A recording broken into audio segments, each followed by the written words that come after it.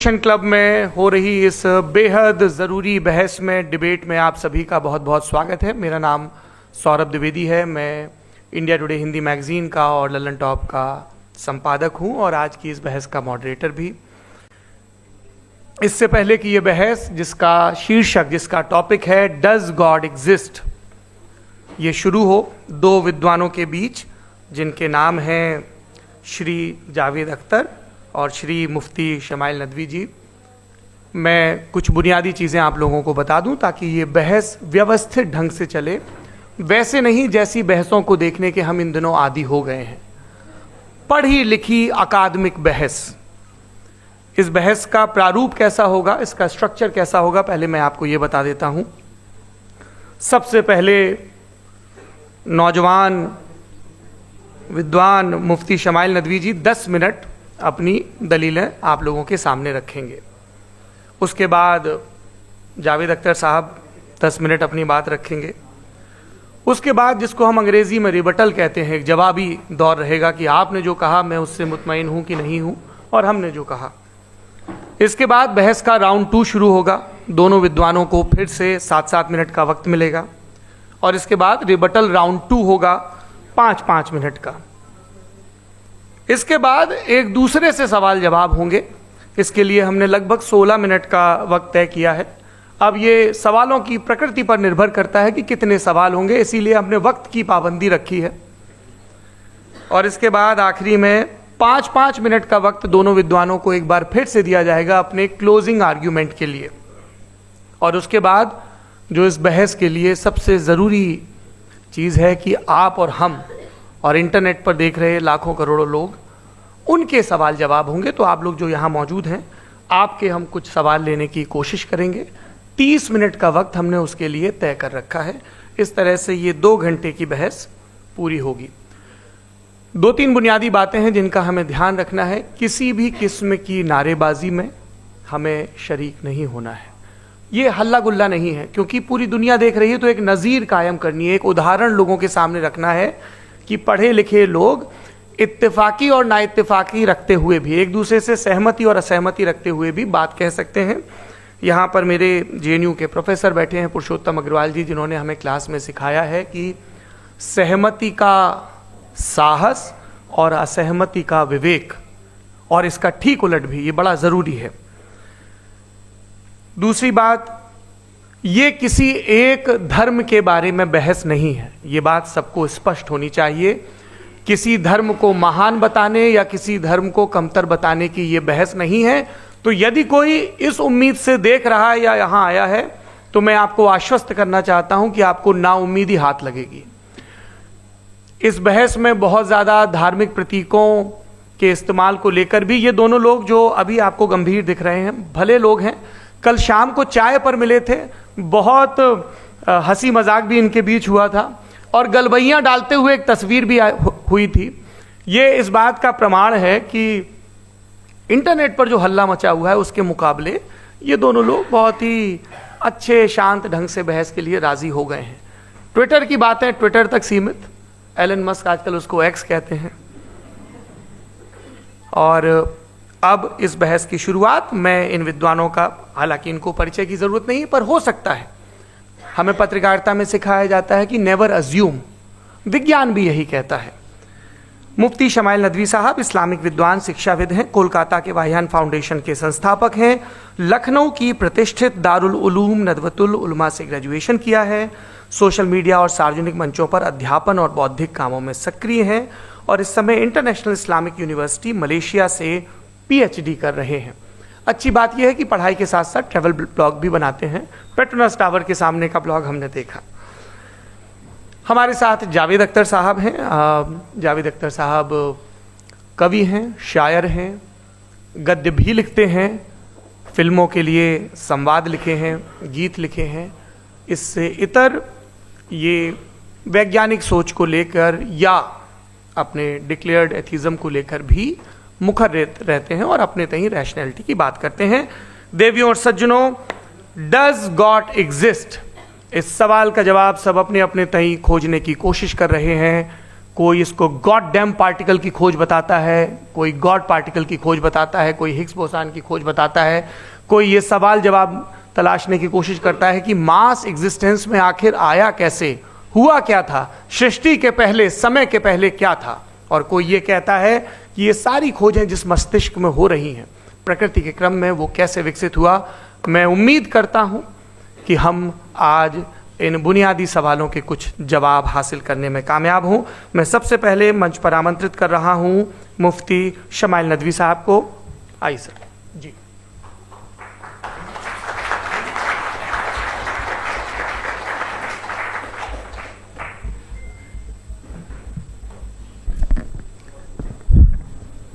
एक आखिरी गुजारिश, आप बोलना शुरू करें। आप लोग प्लीज अपने फोन फ्लाइट मोड पे या साइलेंट मोड पे रखें। एक बार चेक कर लें, कई बार बेध्यानी हो जाती है।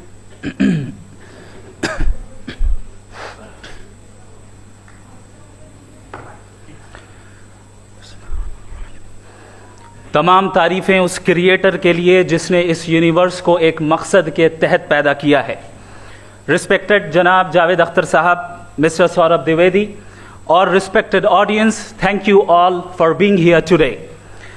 आज की डिबेट में चूंकि हम बात करने वाले हैं डज गॉड एग्जिस्ट के टॉपिक पर, तो ये एक ऐसा टॉपिक है जिसके मुताल्लिक कोई भी डिसीजन लेने के लिए अलग अलग स्टैंडर्ड्स हो सकते हैं। लिहाजा डिबेट के शुरू में ये ज़रूरी है कि हम ये जान लें कि आज के इस टॉपिक में कौन सा स्टैंडर्ड सही होगा और कौन सा गलत होगा। सबसे पहला स्टैंडर्ड जिसे मैं समझता हूं कि हमारे रिस्पेक्टेड जनाब जावेद अख्तर साहब बड़ी तेज़ी के साथ उसकी तरफ लपकेंगे, वो है साइंस।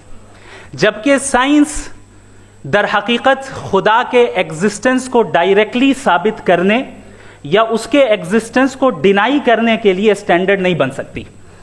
और उसकी वजह क्या है, ये मैं नहीं कह रहा, ये वो लोग कह रहे हैं जो साइंस के एक्सपर्ट्स हैं। नेशनल एकेडमी ऑफ साइंस कहती है science doesn't have the processes to prove और disprove the existence of God. Why? क्योंकि साइंस का ताल्लुक एम्पेरिकल एविडेंस से है और एम्पेरिकल एविडेंसेस का ताल्लुक हमारे नेचुरल और फिजिकल वर्ल्ड से है, जबकि गॉड नॉन फिजिकल और सुपर नेचुरल रियलिटी है। लिहाजा नॉन फिजिकल रियलिटी को आप उस टूल के साथ नहीं चेक कर सकते जिसका काम फिजिकल रियलिटी को तलाश करना है। लिहाजा आज इस डिबेट में गॉड की एग्जिस्टेंस को साबित करने या उसे डिनाई करने में साइंटिफिक एविडेंस को एक्सेप्ट नहीं किया जाएगा। दूसरा स्टैंडर्ड हो सकता है रेविलेशन, कि रेविलेशन के जरिए हम यह साबित करें कि गॉड एग्जिस्ट करता है या नहीं। लेकिन यह स्टैंडर्ड भी आज इररेलेवेंट है। क्यों? क्योंकि रेविलेशन मेरे नजदीक सोर्स ऑफ नॉलेज है, वैलिड सोर्स ऑफ नॉलेज है, लेकिन हमारे जावेद अख्तर साहब के नजदीक ये वैलिड सोर्स ऑफ नॉलेज नहीं है। लिहाजा आज की डिबेट में मैं एक भी एविडेंस किसी भी मजहबी स्क्रिप्चर से नहीं दूंगा ताकि जावेद अख्तर साहब के लिए वो अनएक्सेप्टेबल ना हो। तीसरा जो मेयार हो सकता है वो है ऑब्जर्वेशन, कि भाई कोई कहे कि हमें खुदा दिखाओ, अगर है तो दिखाओ, या ये कि खुदा के एग्जिस्टेंस पर एम्पेरिकल एविडेंस दो, तो ये है दर हकीकत गलत टूल का इस्तेमाल करना। ये ऐसा ही है कि जावेद साहब मुझसे ये मुतालबा करें कि मुफ्ती साहब आप मेटल डिटेक्टर के जरिए प्लास्टिक डिटेक्ट करके दिखाएं। अब चूंकि प्लास्टिक डिटेक्ट नहीं हो पा रही है लिहाजा plastic does not exist. No, you are using the wrong tool. इस टूल से प्लास्टिक को डिटेक्ट नहीं किया जाता। लिहाजा मैं समझता हूं कि गॉड के एग्जिस्टेंस पर एम्पेरिकल एविडेंस का मुतालबा करना एक बचकाना मुतालबा है, और हमारे रिस्पेक्टेड जनाब जावेद अख्तर साहब इस स्टेज से अब बहुत आगे निकल चुके हैं। अब बचता है एक ही स्टैंडर्ड, और वो स्टैंडर्ड है अक्ल, लॉजिक, रीजनिंग। और यही वो स्टैंडर्ड है जिसके तहत गॉड के एग्जिस्टेंस को साबित किया जाएगा या गॉड की एग्जिस्टेंस को डिनाई किया जाएगा। लेकिन चूंकि ये बहुत इंपॉर्टेंट और सेंसिटिव टॉपिक है, इसलिए लॉजिकल आर्ग्यूमेंट भी ऐसा होना चाहिए जो डेफिनेटिव हो, इनडेफिनेटिव ना हो, जो 2 और 2 4 की तरह बिल्कुल वाजे हो, जिसे लॉजिकली रिजेक्ट करना पॉसिबल नहीं हो।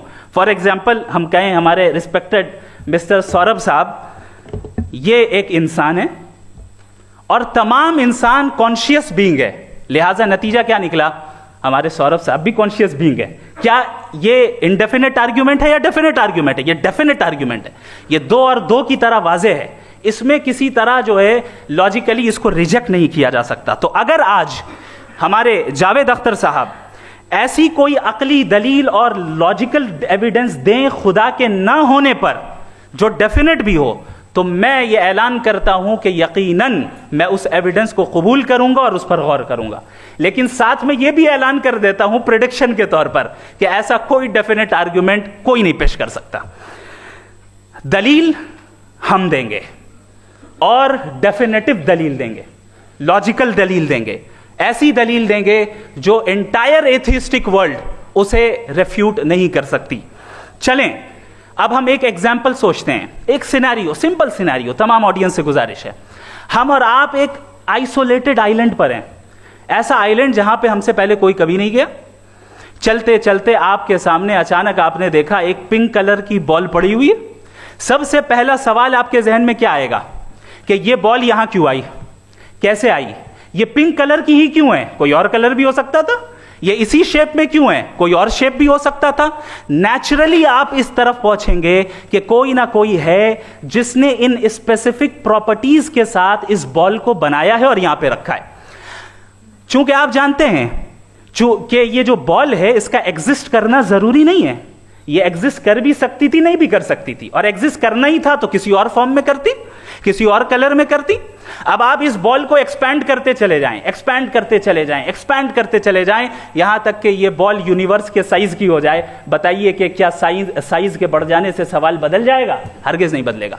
अभी भी सवाल रहेगा, ये यूनिवर्स कहां से आया, इन स्पेसिफिक प्रॉपर्टीज के साथ कहां से आया, क्यों आया, किसने बनाया, यह सवाल उस वक्त भी वैलिड रहेगा।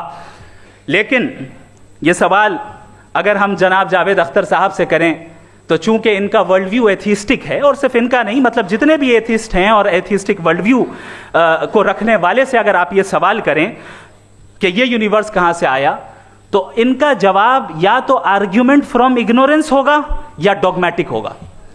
या तो ये कहेंगे कि मुझे नहीं पता कि ये कहां से आया, लिहाजा गॉड डज नॉट एग्जिस्ट, ये आर्ग्यूमेंट फ्रॉम इग्नोरेंस है, या ये कहेंगे कि ये यूनिवर्स खुद ब खुद बन गया। इसका मतलब ये है कि उस बॉल को भी खुद ब खुद बन जाना चाहिए, लेकिन बॉल के ताल्लुक से ये एक्सप्लेनेशन एक्सेप्ट नहीं की जाएगी कि ये खुद ब खुद बन गई, लेकिन यूनिवर्स के ताल्लुक से कर दिया जाएगा। इसे हम दूसरे अल्फाज में डॉगमा भी कह सकते हैं। दूसरी चीज, हमारे जावेद अख्तर साहब जरूर गॉड ऑफ गैप्स की मिसाल भी जरूर देंगे, और मिसाल देंगे कि पहले ज़माने में बिजलियां कड़कती थी तो लोगों ने किसी एक खुदा की तरफ, और बारिश होती थी तो दूसरे खुदा की तरफ मंसूब कर दिया, उनके पास दलील नहीं थी। यह हमारा वर्ल्ड व्यू है ही नहीं, यह हमारा वर्ल्ड व्यू है ही नहीं, क्योंकि नेचुरल फिनोमेना के प्रोसेस की इंटरप्रिटेशन को जान लेने से यह कहां से साबित हो गया कि गॉड एग्जिस्ट नहीं करता है। इस पर मैं इंशाअल्लाह अभी आगे बात करूंगा। आप हजरात ये भी देखेंगे, और मैं ये एक्सपेक्ट करता हूं कि हमारे रिस्पेक्टेड जनाब जावेद अख्तर साहब जरूर इमोशनल आर्ग्यूमेंट्स भी देंगे, जो कि एक लॉजिकल फेलेसी है जब बात आती है ट्रुथ को डिसाइड करने में। क्यों? मिसाल के तौर पर वो कहेंगे कि अगर गॉड है तो ईविल क्यों एग्जिस्ट करता है, जबकि मैं कहता हूं ईविल का एग्जिस्ट करना गॉड के एग्जिस्ट करने की दलील है, उसके खिलाफ नहीं है। चूंकि अगर गॉड है तो हम सब उसके सामने अकाउंटेबल हैं, और अगर हम अकाउंटेबल हैं तो अकाउंटेबिलिटी के लिए ईविल का मौजूद होना जरूरी है, उसके बगैर हम अकाउंटेबल नहीं हो सकते। और अगर हम अकाउंटेबल नहीं हैं तो हम जनाब जावेद अख्तर साहब से पूछेंगे कि आप बताएं कि फिर सफरिंग इस दुनिया में क्यों है? अगर खुदा नहीं है तो सफरिंग क्यों है? और उन लोगों के जज्बे का क्या जिनके अंदर सफरिंग के बाद इंतकाम लेने का जज्बा पाया जाता है और वो इस दुनिया से ऐसे ही चले गए, क्या उनकी सारी तकलीफें बेकार चली जाएंगी? अब आ जाएं उसी एग्जाम्पल की तरफ कि बॉल, मुझसे अगर कोई पूछे इस बॉल को किसने बनाया, और या इस एक्सपेंडेड बॉल को किसने बनाया, मैं कहूंगा कि चूंकि ये यूनिवर्स और इस यूनिवर्स की तमाम चीजें कॉन्टिंजेंट हैं। कॉन्टिंजेंट होने का मतलब ये होता है कि जो अपने एग्जिस्टेंस पे किसी के ऊपर डिपेंड करती हो, तो जाहिर है ये यूनिवर्स कॉन्टिंजेंट है। और अगर कोई चीज कॉन्टिंजेंट नहीं है तो मैं रिक्वेस्ट करूंगा कि मुझे दिखा दें कि कौन सी चीज यूनिवर्स में कॉन्टिंजेंट नहीं है, हम भी जरा गौर कर लें और हम भी देख लें।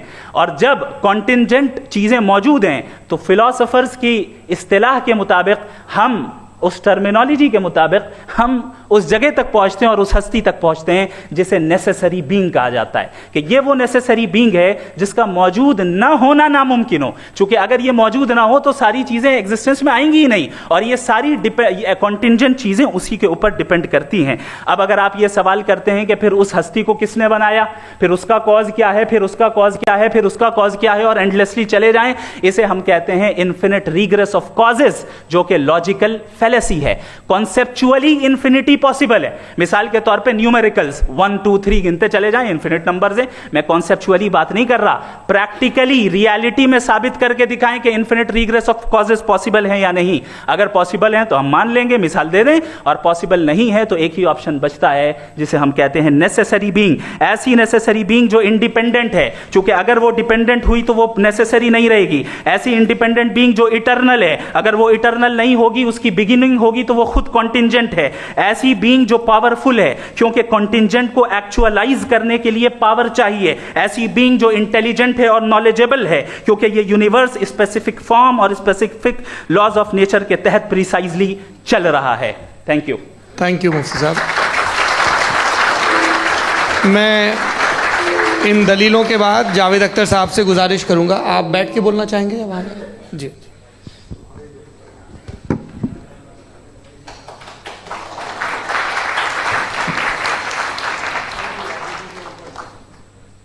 पहले तो मैं मुफ्ती साहब को एक अच्छी खबर देना चाहूँगा कि मेरी नॉलेज साइंस के बारे में बड़ी मामूली है, तो आप फिक्र ना करें उसकी, लेकिन कुछ कॉमन सेंस है मुझ में। देखिए, ये खुदा का तस्वुर कोई नया तस्वुर नहीं है, ये सदियों से रहा है। ये कुछ रिलीजन 3000 साल पुराने होंगे, 4000 साल पुराने होंगे, लेकिन इंसान कोई 10,000 12,000 साल से एग्जिस्ट करता है होमो सेपियन की शक्ल में, और हमेशा कुछ ना कुछ मज़हब रहे। ये मज़हब जाहिलों के नहीं थे, ये मज़हब एक ऐसी ग्रीक सोसाइटी के थे जहाँ बड़े बड़े फिलोसफर्स पैदा हुए। ये मज़हब इजिप्शियंस के थे जिन्होंने पिरामिड्स बनाए थे। ये रोमन्स के थे कि जिनका आर्किटेक्चर और सेनेट यानी पहली बुनियाद डेमोक्रेसी की लिमिटेड थी, मगर डेमोक्रेसी थी, ये उन लोगों ने किए थे। तो इनका जो जुपिटर था, रा था, ज़्यूस था, उन्हें उस पर इतना ही एतमाद था जितना आज किसी मजहबी आदमी को अपने खुदा पे होगा। क्रिश्चियनिटी आने से पहले यूरोप में एक मज़हब था, जर्मेनिक रिलीजन। उसका एक खुदा था, उसकी एक बीवी थी, उसके 2 बेटे थे, एक बेटी थी। फिर जर्मनी में जब यूरोप में क्रिश्चियनिटी आई तो वो खुदा, उसकी बीवी और पूरे ख़ानदान चला गया। तो हमने, अगर हम हिस्ट्री देखें तो खुदा जो हैं वो ज़्यादातर फ़ानी हैं, वो हमेशा रहे नहीं। और वो जो लोग इन्हें मानते थे, उनको आप कहें वो तो जाहिल थे, उन्हें तो कुछ पता ही नहीं था, ऐसा नहीं है। वो अपने वक्त में बड़े काबिल लोग थे और अपने वक्त में उन्होंने बड़े बड़े काम किए हैं, फिलोसफर्स थे, साइंटिस्ट थे। लेकिन उनका मज़हब कहाँ गया, उनके खुदा कहाँ गए? आज जो खुदा हैं दुनिया में, लोग उन्हें मानते हैं। आपको क्या मालूम कि कितने बरसों के बाद क्या होने वाला है? हम यूरोप में देखते हैं तो चर्च खाली हैं। तो वक्त के साथ चीज़ें बदलती हैं। जहाँ तक इसका ताल्लुक़ है मज़हबों का, हर मज़हब आपसे एक चीज़ मांगता है, फेथ। ये फेथ क्या चीज़ होती है? What is the difference between faith and belief? ये तो बहुत ही अहमकाना बात होगी कि कोई आदमी कहे साहब अगर खुदा है तो मुझे दिखाइए। ये तो जाहिलाना बात हुई। मैंने तो नॉर्थ पोल नहीं देखा है, मगर मैं मानता हूँ कि नॉर्थ पोल है। मैं क्यों मानता हूँ? इसलिए कि अगर ये दुनिया राउंड है तो उसका कोई टॉप होगा। कुछ लोग हैं जो वहाँ गए भी हैं, कॉमन सेंस कहता है कि ऐसा होगा, सबूत है, गवाह है, रीज़न है। तो ये मेरा फेथ नहीं है। तो फेथ में और बिलीफ में डिफरेंस क्या है? जो मज़हब मांगता है आपसे, हर मज़हब फेथ मांगता है। फेथ का मतलब ये है कि ना कोई गवाह हो, ना कोई सबूत हो, ना कोई रैशनल हो, ना कोई लॉजिक हो, ना कोई प्रूफ हो, मगर तुम एक बात को मानो। ये है फेथ। वरना बिलीफ होता। अगर इसमें कुछ भी सबूत होते, गवाह होते, तो फिर इसे आप बिलीफ कहते हैं। जैसे मेरा बिलीफ है कि नॉर्थ पोल है, मेरा फेथ थोड़ी है। फेथ इन तमाम शर्तों को रद्द करता है। तो फिर स्टुपिडिटी क्या है? अगर मैं एक बात ऐसी मानूं जिसकी ना कोई लॉजिक है, ना कोई रैशनल है, ना कोई प्रूफ है, ना कोई गवाह है, ना कोई सबूत है, और मैं उसे मानूं, तो ये स्टुपिडिटी हुई। इसे ही भाई कल को मैं यकीन कर लूं कि एलॉन मस्क जो है मेरा भाई है, तो मुझे इंतहाई खुशी होगी, सुकून भी बहुत मिलेगा मुझे। लेकिन और कहे भाई क्यों मानते हो, क्या सबूत है भाई, वो तो अमेरिकन है और तुम तो इंडियन हो, वो तो नस्ल अलग है, तुम्हें कभी मिले भी नहीं। साहब देखिए मेरा फेथ है, इस पर बात न किया। फेथ का मतलब ही यह है कि आप प्रूव नहीं कर सकते। अगर आप प्रूव कर सकते हो तो फेथ की जरूरत ही नहीं, फिर तो आप बात करेंगे, आप कितनी बहस कर लीजिए। अल्टीमेटली दुनिया का हर मजहब फेथ पे टिका है, और फेथ का मतलब है एक ऐसा यकीन जिसका कोई सबूत, कोई गवाह, कोई रैशनल नहीं। अब आप ये कहें, क्या आप ये क्यों कह रहे हैं कि साहब ये कायनात किसने बनाई? कमाल ये है कि आपने बताया कि एक आइलैंड पे गए और एक बॉल देखी। आपने ये नहीं कहा कि आइलैंड किसने बनाया, आपको सिर्फ बॉल पे हैरत हुई। हमने आइलैंड पे हमने हैरत नहीं की, होते हैं आइलैंड। इसी तरह ये आइलैंड है, सितारे, ये गैलेक्सीज, ये सब आइलैंड हैं, खला में। हम उन्हें टेकन फॉर ग्रांटेड लेते हैं, हम पूछते नहीं किसने बनाए। आपने जजीरे के बारे में भी नहीं पूछा है। मेरी पैदाइश कैसे हुई? क्या मैं प्लान पैदा हुआ था? I was plan to be born, या एक लकी स्पर्म था जो किसी एग से चिपक गया? मेरी पैदाइश रैंडम।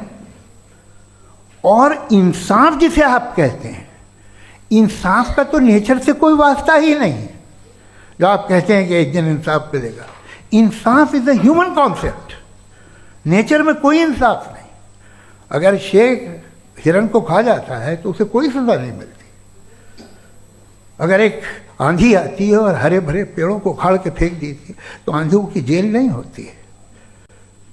नेचर में इंसाफ नहीं, इसलिए मुझे नेचर को इंसाफ की जरूरत भी नहीं। नेचर तमाम एक है। अब हम कहें कि साहब ये देखिए जो मैंने खाना खाया था, ये मेरी आँख तो नहीं यूँ कर दिया उसे, तो इसे सज़ा मिलने नहीं, वो सिस्टम है, ऐसे ही चल रहा है। नेचर बग़ैर इंसाफ के है। इंसाफ इज़ अ ह्यूमन कॉन्सेप्ट। तो जो आपसे कहता है कि मैं तुम्हें इंसाफ दूंगा, वो इंसानी जहन की पैदावार है। ये नेचुरल है ही नहीं, ये आसमानी है ही नहीं। नेचर का तसव्वुर, इंसाफ का तसव्वुर। भाई आप साथ मिलते हैं, अब आप लेफ्ट हैंड ड्राइव करते हैं, ये क्या है?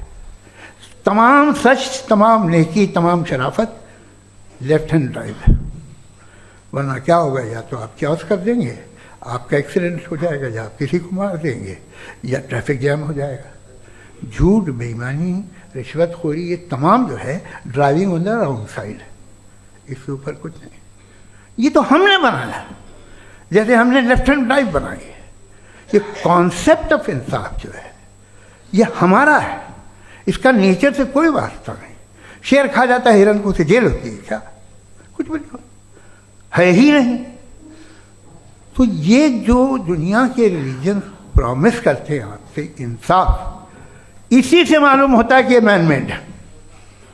ये तसव्वुर कहीं और का है ही नहीं।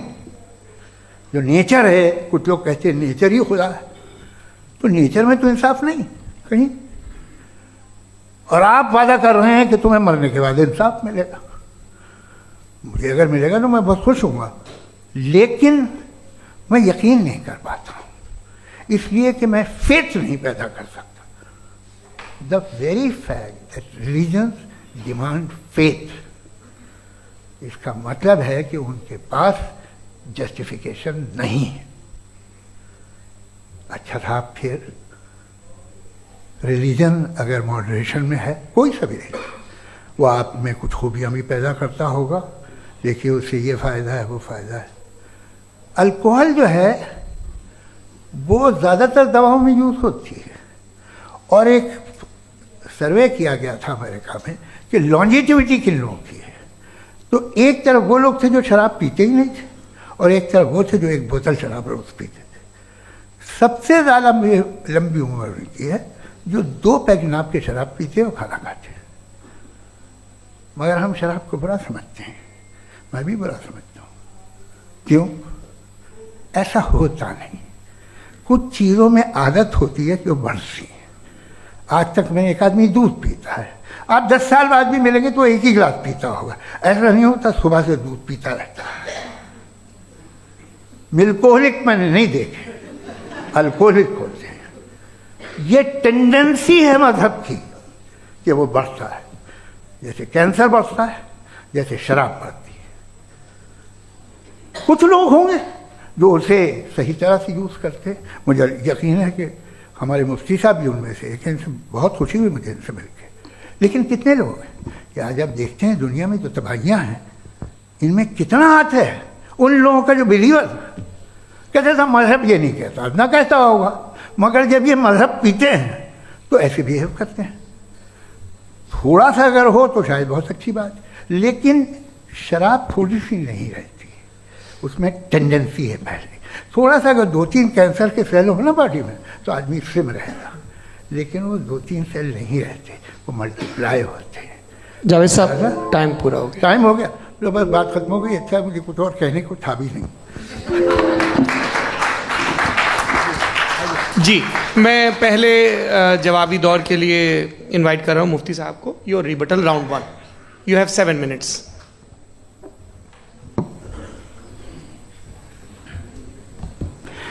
Thank you very much Javed साहब। आपकी बात को सुनकर बड़े महजूज हुए हम लोग। महजूज, do you understand? We enjoyed.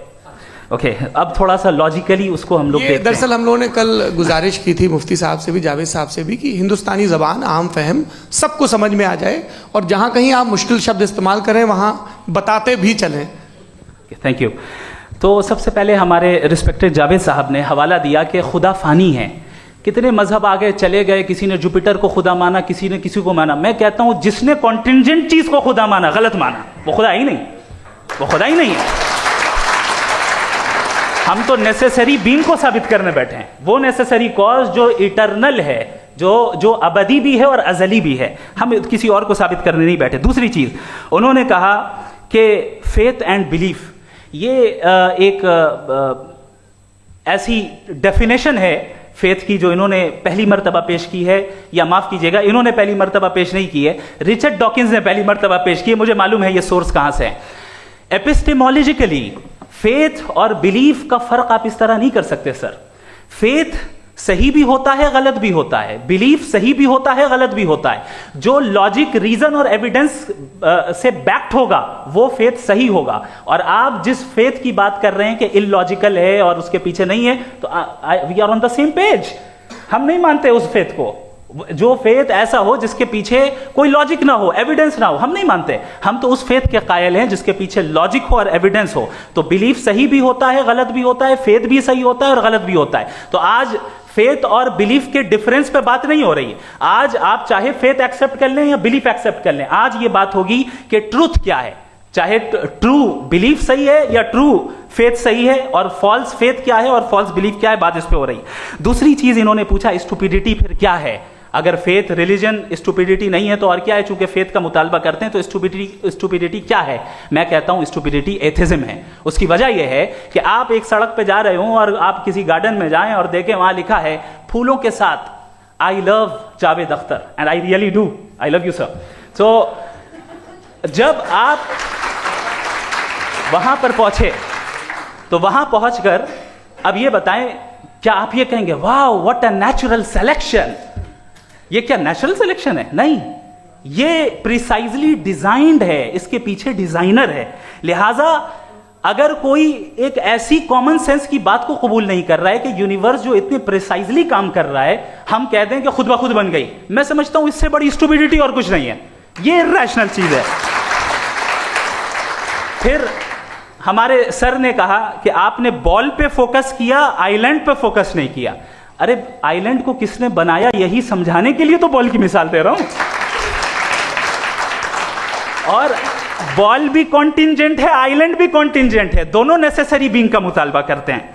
आगे इन्होंने कहा कि नेचर में कोई इंसाफ नहीं है, हम डिसाइड करते हैं कि मोरालिटी क्या होती है, इंसाफ क्या होता है, हम डिसाइड करते हैं। जैसे ड्राइविंग सीट में ट्रैफिक वाला, ये तो किसी खुदा ने नहीं कहा, ये है, इसे कहते हैं फॉल्स इक्विवेलेंस, ये एक लॉजिकल फेलेसी है। आपने जो है मिसाल दी ड्राइविंग की और ट्रैफिक की, ये सब्जेक्टिव मोरालिटी है। आप सब्जेक्टिव मोरालिटी को मिसाल बनाकर ऑब्जेक्टिव मोरालिटी के ऊपर नहीं थोप सकते। इंसाफ की ऑब्जेक्टिव मोरालिटी। अगर आप ये कहते हैं कि नेचर में इंसाफ नहीं है, तो इंसाफ का न होना ये नेचुरल हुआ, तो फिर नेचर को नेचर रहने दे, क्यों हम इतना स्ट्राइव कर रहे हैं दुनिया में इंसाफ लाने के लिए? ये तो इलॉजिकल बात है, इरैशनल बात है।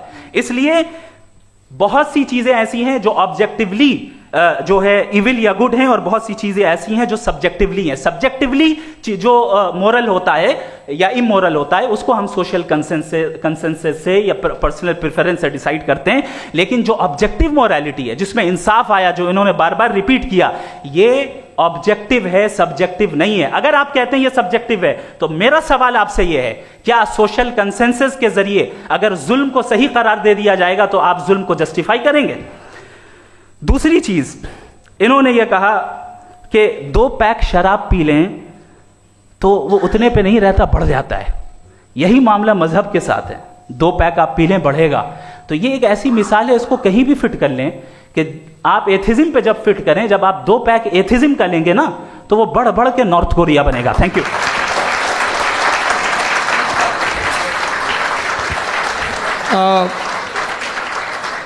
फर्स्ट राउंड के रिबटल के लिए मैं जावेद साहब को इनवाइट कर रहा हूं। आपके पास 7 मिनट का वक्त है, रीसेट कर दीजिएगा प्लीज।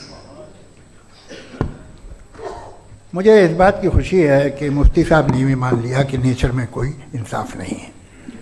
तो कोई भी चीज़ जो इंसान ने नहीं बनाई है उसमें इंसाफ नहीं होता है। एक बात मैं आपसे अर्ज़ करूँ, ज़रा पता लगा लीजिएगा, ये जो आप बाग में जाते हैं बेहद खूबसूरत फूल देखते हैं ना, इनमें से कोई नेचुरल नहीं है। ये सारे फूल क्रॉस करके बनाए गए हैं। जो जंगल में फूल होते हैं नहायत मामूली होते हैं, ये फूल इंसानों ने बनाए हैं। जो आप बाग में देख के वाह वाह कहते हैं, ये इंसानों के बनाए हुए हैं। डिफरेंट फूलों को क्रॉस करके, डेवलप करके, फिर क्रॉस करके इस तरह से बनाए गए। नेचुरल फ्लावर नहीं। किसी जंगल वीरान में जाके आप गुलाब के फूल नहीं देखेंगे। ये सब बनाए हुए इंसान ने, बहुत से काम इंसान ने किए हैं। बाकी है कि आपने मेरी एक बात का जवाब नहीं दिया, जिससे मुझे शिकायत है कि फेथ क्या है और आप फेथ मांगते क्यों हैं मुझसे? आप तो लॉजिकल हैं, आपके पास तो सारे रैशनल हैं, आपके पास सारे सबूत हैं, तो आपको फेथ की डिमांड क्यों करते हैं कि भाई तुम सरेंडर कर दो और सवाल मत करो? कोई मजहब सारे सवाल करने की इजाज़त नहीं देता है और मना करता है कि ज़्यादा सवाल ना करो, बह जाओगे तुम। आप क्यों रोकते हैं? हकीकत यह है कि इंसानी तारीख क्या है। इंसानी तारीख ये है कि दुनिया में 2 तरह के लोग हुए हैं। एक वो जिन्होंने अपनी लाइल्मी की परस्तिश की है, दूसरे वो जिन्होंने अपनी इग्नोरेंस या लाइल्मी से झगड़ा किया है और मालूम किया है कि क्या है। ये जो आप कह रहे हैं, आज आप हैरान हैं कि भाई ये यूनिवर्स कैसे बनी। लोग हैरान थे कि सूरज डूबता है तो इधर से कैसे निकलता है। और आप एक कदम जाके हमेशा का मानने को तैयार है, एक कदम पीछे ही मान जाइए। भाई आप इसके बाद जाते हो, कहते सवाल ना करना कि ये कहाँ से आया, ये पावर तो हमेशा से हमेशा रहेगी। तो आप यूनिवर्स के बारे में मानने में क्या तकलीफ है? एक कदम पहले रुक जाइए। ये हमेशा से थी या नहीं थी हमें मालूम नहीं है। और ये कहना कि हमें मालूम नहीं है, कमाल ये है कि दुनिया के सारे मजहब सब जानते हैं ये दुनिया कैसे बनी थी, कैसे मिटेगी, मरने के बाद क्या होगा, इनको सब इल्म है। इनको किसी को डायनासोर होते थे पहले ये नहीं पता था, किसी को नहीं पता। किसी भी दुनिया की मजहबी किताब में डायनासोर का जिक्र नहीं है। लेकिन बाकी सब बातें, how to make universe in 4 easy lessons and बाकी सब पता है। जिसको सब पता है वो गड़बड़ है। हम में ये इंकिसार, ये ह्यूमिलिटी होनी चाहिए कि हम ये कहें कि हमें ये बहुत सारी बातें नहीं मालूम, लेकिन हम उनकी परस्तिश ना करें, अपनी लाइल्मी को की परस्तिश ना करें, हम उसे पता लगाने की कोशिश करें। जिस दुनिया में आप बैठे हैं सर, ये हॉल जो है, ये इलेक्ट्रिसिटी जो है, ये माइक जो है, जिस हवाई जहाज से आप आए थे, वो जिस कार से आप यहाँ आए हैं, ये सब उन लोगों की बनाई हुई है जिन्होंने सवाल किए थे। ये दुनिया जिसमें आप आज आराम से हैं, ये उन लोगों की बनाई है कि जिन्होंने सवाल किए थे, और हर स्टेज पे इन सवालों को मकरूह कहा गया था, गलत कहा गया था। आप ज़रा तारीख पढ़िए, एक बड़ी दिलचस्प किताब है बर्ट्रैंड रसेल की, जिसमें उसने रिलीजन एंड साइंस कि कब से रिलीजन जो है साइंस के अगेंस्ट है, और हद तो ये है कि भाप के इंजन के खिलाफ थे, स्टीम इंजन के भी खिलाफ थे, और फतवे हुए उन पे, वेटिकन ने दिए। तो ये हमेशा, अभी जैसे ही ये राइट विंगर आते हैं अमेरिका में पावर में, तो वो जो अपना ये क्या बोलते हैं उसे, सीड क्या बोलते हैं, सीड क्या जो, हाँ नहीं सीड जो होते हैं जिन पे जी नहीं भाई, वो जो ह्यूमन बॉडी के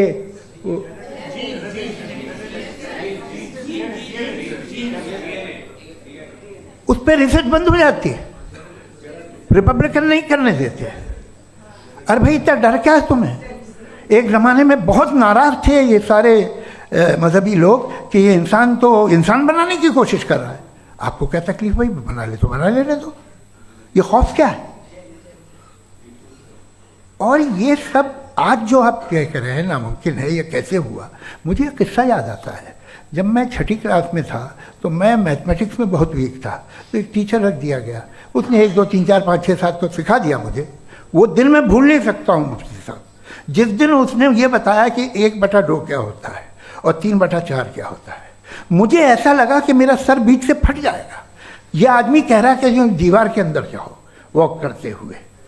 आज हंसता हूँ मैं इस बात पे। तो आज जो बातें आपके जहन से बिल्कुल परे हैं और आप हैरान होते हो उन्हें देख के, एक वक्त आएगा कि मामूली लगेंगे। और हुआ है, आपकी इंसानी तारीख ही है। इतनी जल्दी सारे फैसले आप मत कर लीजिए, थोड़ा ये ह्यूमिलिटी रखिए कि भाई ये हमें नहीं मालूम। ये कहने में क्या आ रहा है? ये यूनिवर्स कहाँ तक फैली, ये कब से है और कब तक रहेगी, हमें नहीं मालूम। आपने फैसला कर लिया कब बनी। ये आपके हिसाब से कोई 14 बिलियन ईयर बनी जो समझा जाता है। उससे पहले हजारों करोड़ों अरबों साल तक खुदा बैठा क्या कर रहा था? खामोश बैठा था, ऐसी जमाइयाँ ले रहा था। फिर उसे आइडिया है, यार एक काम करते, वक्त अच्छा गुजर जाएगा, यूनिवर्स बनाते। सोचिए, वो तो हमेशा से है ना, मगर यूनिवर्स हमेशा से नहीं है, ये तो बनाई गई है। और उससे पहले क्या था, इनका क्या काम था? कैसी बात है, ये बड़ा आसान है। जो बात हमें आज धीरे धीरे पता चली है, बरसों 2000 और 2500 साल पहले आपको किसी ने बता दिया कि क्या था, आप मान गए, और तब से वही मान रहे हैं जो 2500 साल पहले कहा गया था। सब कुछ बदल गया है, सॉल्व हो रही हैं चीज़ें। अभी साइंस बिल्कुल दावा नहीं करती, या कोई फिलोसफर ये दावा नहीं करता कि हमें सब मालूम, बल्कि वो कहता है कि हमें जितना मालूम होता है उससे ये मालूम होता है कि हमें कितना कम मालूम। तो हम अपनी जहालत से लड़े, उसकी परस्तिश न करें। जी, टाइम है। Thank you so much. मैं तर्कों की श्रृंखला में राउंड 2 के लिए मुफ्ती साहब को आमंत्रित कर रहा हूँ। आपके पास एक बार फिर से 7 मिनट का वक्त है। शुक्रिया। जनाब जावेद अख्तर साहब कई मरतबा दोहरा रहे हैं कि फेथ का मतलब बताइए, फेथ का मतलब बताइए। मैंने बता दिया, फेथ सही भी होता है, गलत भी होता है। और आज हम फेथ पे बात नहीं कर रहे, हम ट्रुथ और डज गॉड एग्जिस्ट पे बात कर रहे हैं। क्या डज गॉड एग्जिस्ट, ये ट्रुथ यानी गॉड है या नहीं है, इसमें से दोनों ट्रुथ क्या है। अब आप उसे फेथ कह लें, बिलीफ कह लें, नॉट माई बिजनेस। उसके बाद आपने कहा कि भाई सवाल करने से मजहब रोकता है। मैं कहता हूं जो रोकता है वो रोकता होगा, मैं नहीं रोकता, बल्कि सवाल करें, सवाल करना चाहिए। सवाल कर करके तो हम आगे बढ़ते हैं, तरक्की करते हैं, और इसीलिए मैं आज यहां पे आया हूं। लेकिन सवाल सिर्फ खुदा से नहीं होगा, आपसे भी होगा। सवाल एथिज्म से भी होगा, सवाल सिर्फ मजहब से नहीं होगा, सबसे होगा। और आज मैं सवाल करूंगा और उम्मीद है कि आप जवाब देंगे। अभी तक आपने वैसे कॉन्टिंजेंसी आर्गुमेंट का कोई जवाब नहीं दिया है। चलें, आपने कहा यूनिवर्स के बारे में इटर्नल क्यों नहीं बोल देते। ये चूंकि लॉजिकली पॉसिबल ही नहीं है कि यूनिवर्स इटर्नल हो। यूनिवर्स एक कॉन्टिंजेंट चीज है जो टाइम एंड स्पेस के पाबंद है, टाइम एंड स्पेस से बाउंड है। जो टाइम एंड स्पेस से बाउंड होगा वो कॉन्टिंजेंट होगा, जो कॉन्टिंजेंट होगा वो उसकी बिगिनिंग हुई होगी, जिसकी बिगिनिंग हुई होगी वो इटर्नल नहीं हो सकता। ये तो कॉमन सी बात है। आपने कहा कि किसी मजहबी किताब में डायनासोर का जिक्र नहीं है। अफसोस कि आज तक किसी मैथमेटिक्स की किताब में मुझे डायनासोर का जिक्र नहीं मिला। तो इसका मतलब मैथमेटिक्स की किताब बेकार है? नहीं, उसका वो टॉपिक नहीं है। रेवलेशन का और मजहबी किताबों का टॉपिक ये नहीं है कि आपको आके बताए साइकिल कैसे बनाते हैं या आकर ये बताएं कि जो है डायनासोर कब था। वो तो मोरालिटी सिखाने आया है, गॉड के बारे में बताने आया, नॉन फिजिकल रियलिटी की हकीकत को सिखाने के लिए आया। रिलीजियन साइंस को रोकता है? नहीं रोकता। अगर रोकता है तो गलत करता है। रिलीजियन साइंटिज्म को रोकता है, जिसमें हमारे जावेद साहब मुब्तला हैं। साइंस और साइंटिज्म में फर्क है। साइंटिज्म यह है कि आप समझें कि साइंस और साइंटिफिक मेथोडोलॉजी ये नॉलेज को हासिल करने का वाहिद सोर्स ऑफ नॉलेज है। यह है साइंटिज्म। हम इसे रिजेक्ट करते हैं। हम साइंस को तो तरक्की करते हैं, भाई आप हमारी पूरी तारीख कर लें, पढ़ लें तो आपको पता चल जाएगा। बहरहाल ये अलग टॉपिक है। उसके बाद इन्होंने एक लफ्ज कहा, वेटिकन ने फतवा दिया। वेटिकन का फतवे से कोई ताल्लुक नहीं है, दोनों कॉन्ट्राडिक्टरी अल्फाज हैं। उसके बाद उन्होंने कहा कि भाई हमें नहीं मालूम। अगर नहीं मालूम तो क्लियरली कह देना कि नहीं मालूम है, इसमें क्या हर्ज है। तो वही तो मैं कह रहा हूं ना कि आप कह दें कि नहीं मालूम, लेकिन क्लेम क्यों कर रहे हैं कि गॉड एग्जिस्ट नहीं कर रहा है। आप कह दें नहीं मालूम है, हो सकता है हो सकता ना हो, लेकिन आप क्लेम कर रहे हैं। The moment you say God does not exist, this is a claim and now the burden of proof is upon you too, जैसे हमारे ऊपर है। और क्यों है मैं बताता हूं, क्यों है ये भी मैं बताता हूं। फिलोसॉफिकली जो क्लेम होता है ना, सिर्फ ये नहीं होता कि इंसान कहे पॉजिटिव क्लेम करे और नेगेटिव क्लेम करे तो बर्डन ऑफ प्रूफ नहीं है। आप मिसाल के तौर पे मैं कहूं कि फुला उस कमरे में कोई नहीं है, मैंने एक नॉलेज का क्लेम किया है। उस कमरे में कोई नहीं है, मैंने एक नॉलेज का क्लेम किया। या तो मैं कहूं मुझे नहीं पता, हो भी सकता है नहीं भी हो सकता है, this is not a claim. लेकिन जब मैं कह रहा हूं कि वहां कोई नहीं है या मैं कह रहा हूं वहां कोई है, दोनों क्लेम है और दोनों के ऊपर बर्डन ऑफ प्रूफ है। हमारे ऊपर भी बर्डन ऑफ प्रूफ है। मैंने कंटिंजेंसी आर्ग्यूमेंट दिया, इसे तोड़कर दिखाइए। आखिरी चीज, इन्होंने कहा कि खुदा दुनिया बनाने से पहले 150 साल पहले या करोड़ों साल पहले क्या कर रहा था। अरे हजरत, चलें बहरहाल मैं जवाब दे देता हूं। आप हमारे रिस्पेक्टेड पर्सनालिटी हैं, अगर आप नहीं होते तो मैं इसे एंटरटेन ही नहीं करता। टाइम ये 100 साल पहले या 100 साल बाद, पहले बाद में अभी, ये वो अल्फाज हैं जिनका ताल्लुक टाइम से है। टाइम शुरू ही हुआ है यूनिवर्स की बिगिनिंग के बाद, तो उसके पहले खुदा क्या कर रहा था, सवाल इलॉजिकल है, ये फेलेसी है। यानी आप ये कह रहे हैं कि यूनिवर्स के बनने से पहले खुदा क्या कर रहा था। टाइम के बनने से पहले, पहले का ताल्लुक टाइम से, टाइम उस वक्त था ही नहीं, तो ये सवाल ही इनवैलिड है खुदा के ताल्लुक से। दूसरी चीज, आर्ग्यूमेंट ऑफ कंटिंजेंसी जो मैंने आपके सामने पेश की है, आपने बार बार ये प्रूफ किया और ये कह रहे हैं कि गॉड ऑफ गैप्स। देखिए पहले नहीं मालूम था, साइंस ने कर दिया। सिंपल की मिसाल से मैं समझा देता हूं। जिस गैप्स की आप बात कर रहे हैं ना, साइंस उन गैप्स को जिन चीज के जरिए भी प्रूव करेगा वो कॉन्टिंजेंट ही होगा। अब चाहे वो फोर्स हो, मैटर हो या एनर्जी हो। लिहाजा सवाल हमारा उस वक्त भी वैलिड होगा जब तक कि आप नेसेसरी बीइंग पे ना आ जाएं, और इन्फिनिट रिग्रेस पॉसिबल नहीं है of causes in practical world, तो जाहिर है कहीं रुकना पड़ेगा। जहां रुकेंगे वही खुदा है। दूसरी चीज, आपने ये कहा, क्या कह रहा था मैं, किस पॉइंट को? What? Oh no, after that. Just now. हाँ, जहां रुकेंगे वही खुदा है। बहरहाल तो टाइम का जिक्र हो गया। गॉड ऑफ गैप, सॉरी, या इसकी एक मिसाल आप ले लें। एक कार है, एक साहब ने देखा कि भाई कार जो है उसके व्हील्स कितने अच्छे लगे हुए हैं सही जगह पे, स्टीयरिंग जो है कितने अच्छे जगह पे लगी हुई है, और सीट्स कितने वेल डिजाइंड है, कितनी प्रिसाइजली ये कार काम कर रही है। तो जरूर कोई ना कोई इसे क्रिएट किया है, किसी ने क्रिएट किया है। अब जावेद साहब आए और कह रहे जनाब बोनेट खोलिए, इसमें इंजन है, इंजन इस कार को चला रहा है, hence prove no one has created the car. This is illogical, this is irrational. आपने इंजन के जरिए उस गैप को तो साबित किया, लेकिन क्या उससे कार की जो क्रिएशन है और उसका जो क्रिएटर है ये इम्पॉसिबल हो जाए? ऐसा पॉसिबल है? उसका सवाल खत्म हो जाए, ऐसा पॉसिबल है? नहीं। आपने गैप्स को फिल करके, कॉन्टिंजेंट चीजों से गैप्स को फिल करके हमारे ऑब्जर्वेशन को और ब्रॉड कर दिया। अब हमें और पता चल गया कि ये जो कार है इसका सिस्टम कितना ज्यादा कॉम्प्लेक्स है। पहले कम समझते थे, अब कॉम्प्लेक्सिटी और ज्यादा वाजे हो गई। अब हमें समझ में आ रहा है कि हमारी सर्टेनिटी और बढ़ गई कि जरूर इस कार को किसी ना किसी ने बनाया। यही मामला यूनिवर्स का है। साइंस हमेशा फिजिकल वर्ल्ड की चीजों को ही फिल करती जाएगी और फिजिकल चीजों से ही करती जाएगी, चूंकि एम्पेरिकल एविडेंस का ताल्लुक फिजिकल वर्ल्ड से है। आप साइंस के जरिए मेटाफिजिकल रियलिटी को कभी साबित नहीं कर सकते। ये रॉन्ग टूल का इस्तेमाल करना है। ये वही काम है कि आप मेटल डिटेक्टर से प्लास्टिक डिटेक्टर करने चलें, जो कि जाहिर है सही नहीं है। Thank you.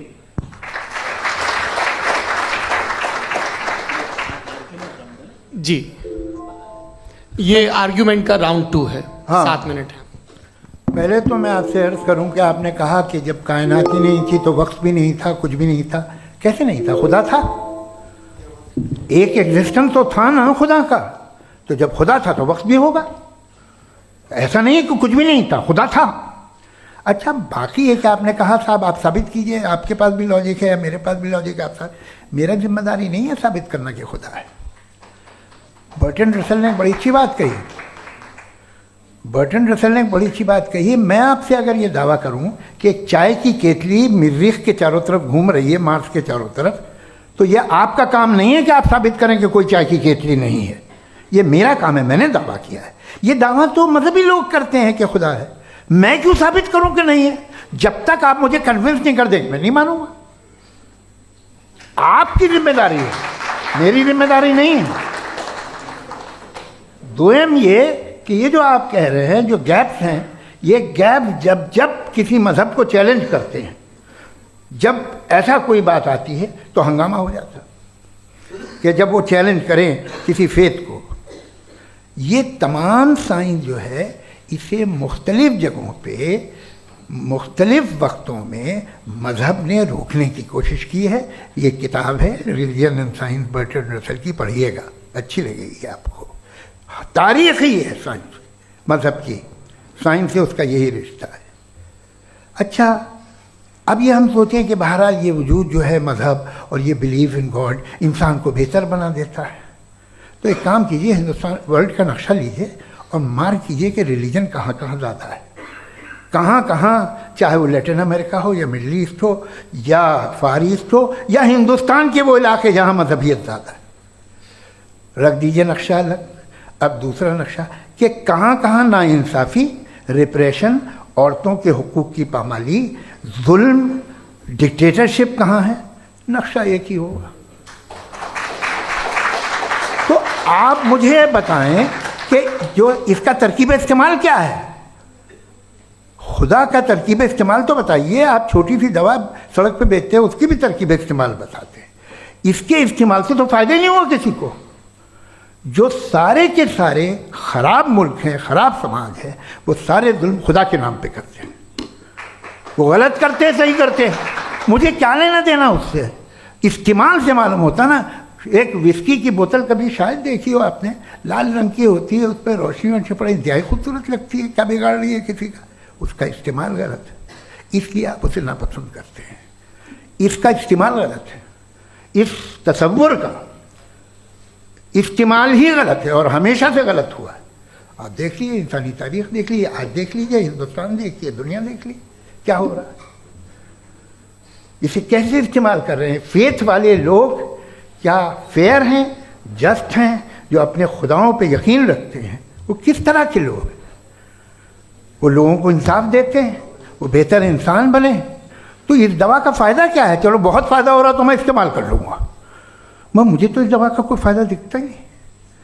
मुझे तो ऐसा लगता, मैं एक और बात बताऊं, अगर कोई आदमी मजहबी है और अच्छा आदमी है तो मैं उसकी बहुत इज्जत करता हूँ, इसलिए कि मेरा ख्याल है मजहबी आदमी का अच्छा होना मुझसे अच्छा होने से ज़्यादा मुश्किल है। भाई हर चीज़ की एक लिमिट है। आप इतना भाग सकते हैं, इतना नहीं भाग सकते, इतना वजन उठा सकते, इतना नहीं उठा सकते, इतना दूर देख सकते हैं, इतना दूर नहीं देख सकते। उसी तरह कॉमन सेंस कहता है कि आप में नेकी का भी एक कोटा होगा। अब आप अगर सुबह जाते हैं अपनी इबादत गाह और इबादत करते हैं, तो बाहर निकलते हैं तो आप तो यही महसूस करते हैं कि आपने एक बहुत अच्छा काम किया, आपकी नेकी का एक बहुत बड़ा कोटा खर्च हो गया जिससे किसी का कोई फ़ायदा नहीं। मैं तो नहीं जाता हूँ तो मुझे तो किसी को खाना खिलाना पड़ेगा, किसी बेवा की मदद करनी पड़ेगी। मैं अपना कोटा कैसे कंज्यूम करूँ? आप अपना कोटा, सारे मजहबी लोग इंतहाई यूजलेस कामों में यूज़ करते हैं। उसके बाद भी अगर आप में बच्ची है थोड़ी सी शराफत, तो भाई वाह क्या बात।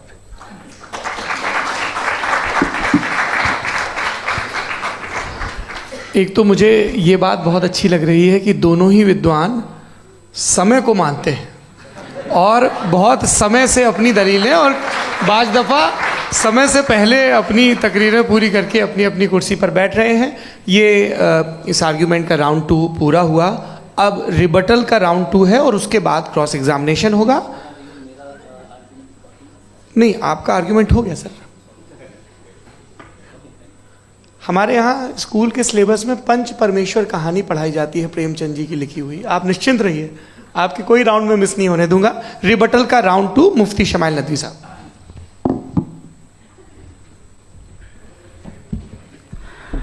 असल में जो हकीकी प्रॉब्लम है, असल प्रॉब्लम है वो ये है कि जावेद साहब के पास कॉन्सेप्ट ऑफ गॉड क्लियर नहीं है।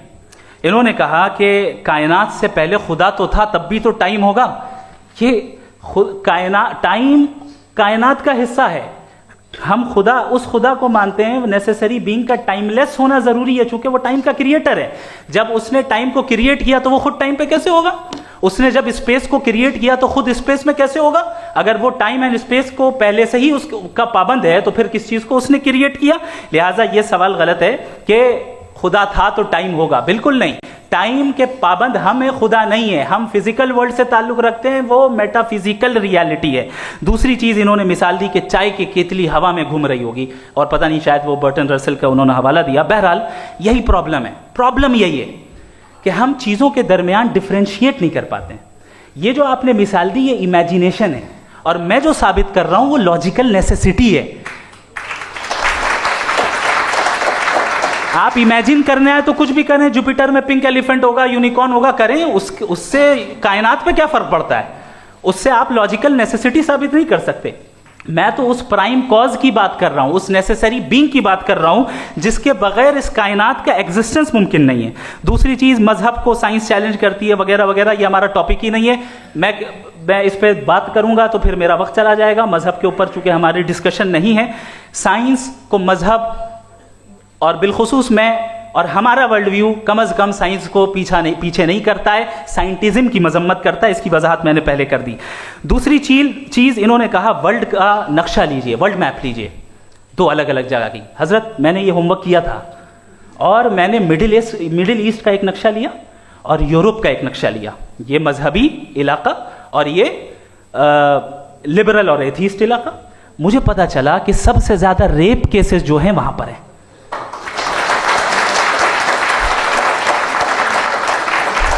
मुझे ये पता चला यूएन की रिपोर्ट के मुताबिक, मैं ये अपने घर से नहीं लेके आ रहा, कि जो वर्किंग वुमेन है यूरोपियन कंट्रीज में, उसमें 81% वुमेन सेक्सुअल हैरेसमेंट का वर्क में शुमार हो रही है। ये मिडिल ईस्ट में नहीं हो रहा है, वो मजहबी लोग हैं इसलिए नहीं हो रहा है। दूसरी चीज, आपने ये कहा कि मजहबी आदमी का अच्छा होना हमारे अच्छे होने से बहुत मुश्किल है, बहुत मुश्किल है। तो इसका मतलब यह है कि गॉड के अलावा आपके पास अच्छे और बुरे का कोई स्टैंडर्ड है। मैं चाहूंगा कि कन्वर्सेशनल स्टाइल वाली डिस्कशन और सेगमेंट पे इसी पे बात कर लेते हैं। Thank you very much.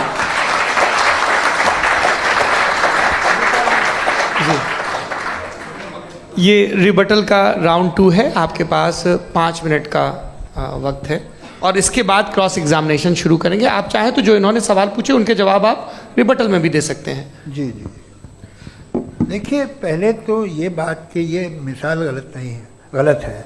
इन्होंने पहले ही हमको डिसार्म कर दिया।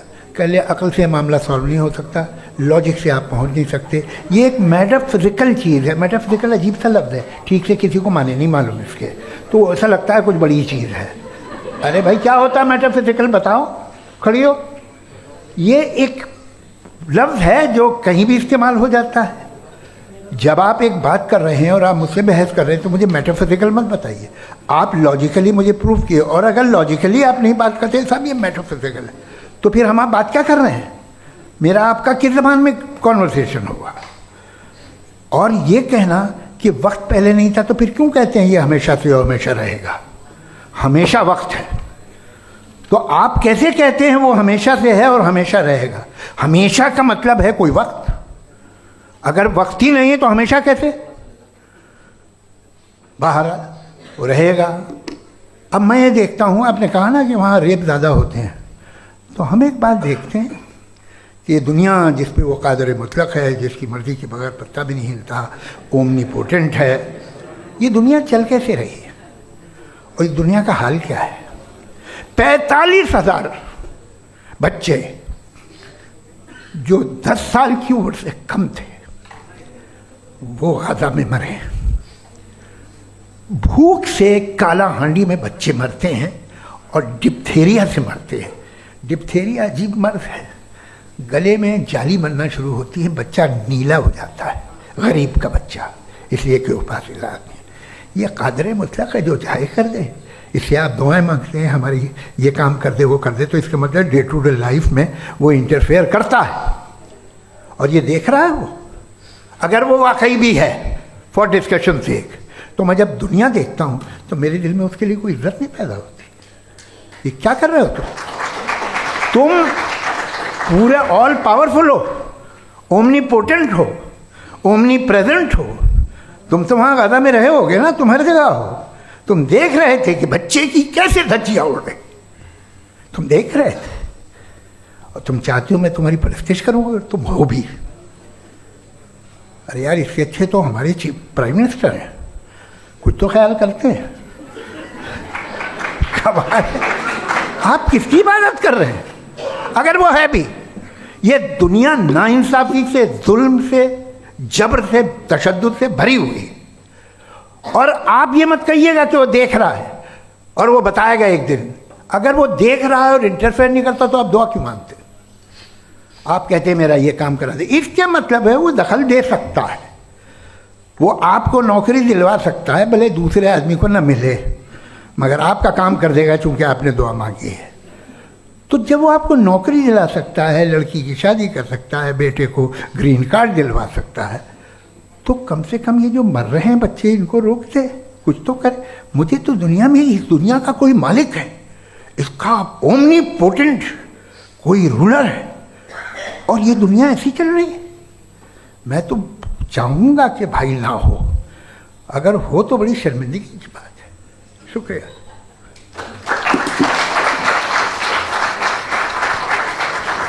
देवियों और सज्जनों, इस बहस के 2 राउंड और 2 रिबटल पूरे हो चुके हैं। अब सबसे ज़रूरी और सबसे मुश्किल राउंड शुरू हो रहा है, क्रॉस एग्जामिनेशन का। अब इन विद्वानों की सज्जनता की एक परख भी होगी, और वक्त हमने 16 मिनट का तय किया है। पहला सवाल आप पूछना चाहेंगे? जी बिल्कुल। पहले बोले भी आप माइक ले लीजिएगा हाथ में, ये नीचे से ऑन कीजिए। जी मैं बोलता हूँ, ये दायस हटा सकते हैं क्या हम थोड़ा क्विकली? दायस पीछे कर दीजिए बस थोड़ा सा, है, ताकि ये जो दाएं बाएं लोग बैठे हैं, इसे हटा ही दीजिए। अब हमें वहाँ तो जाने वाले नहीं, आराम से आराम से दोनों तरफ से हटा दीजिए।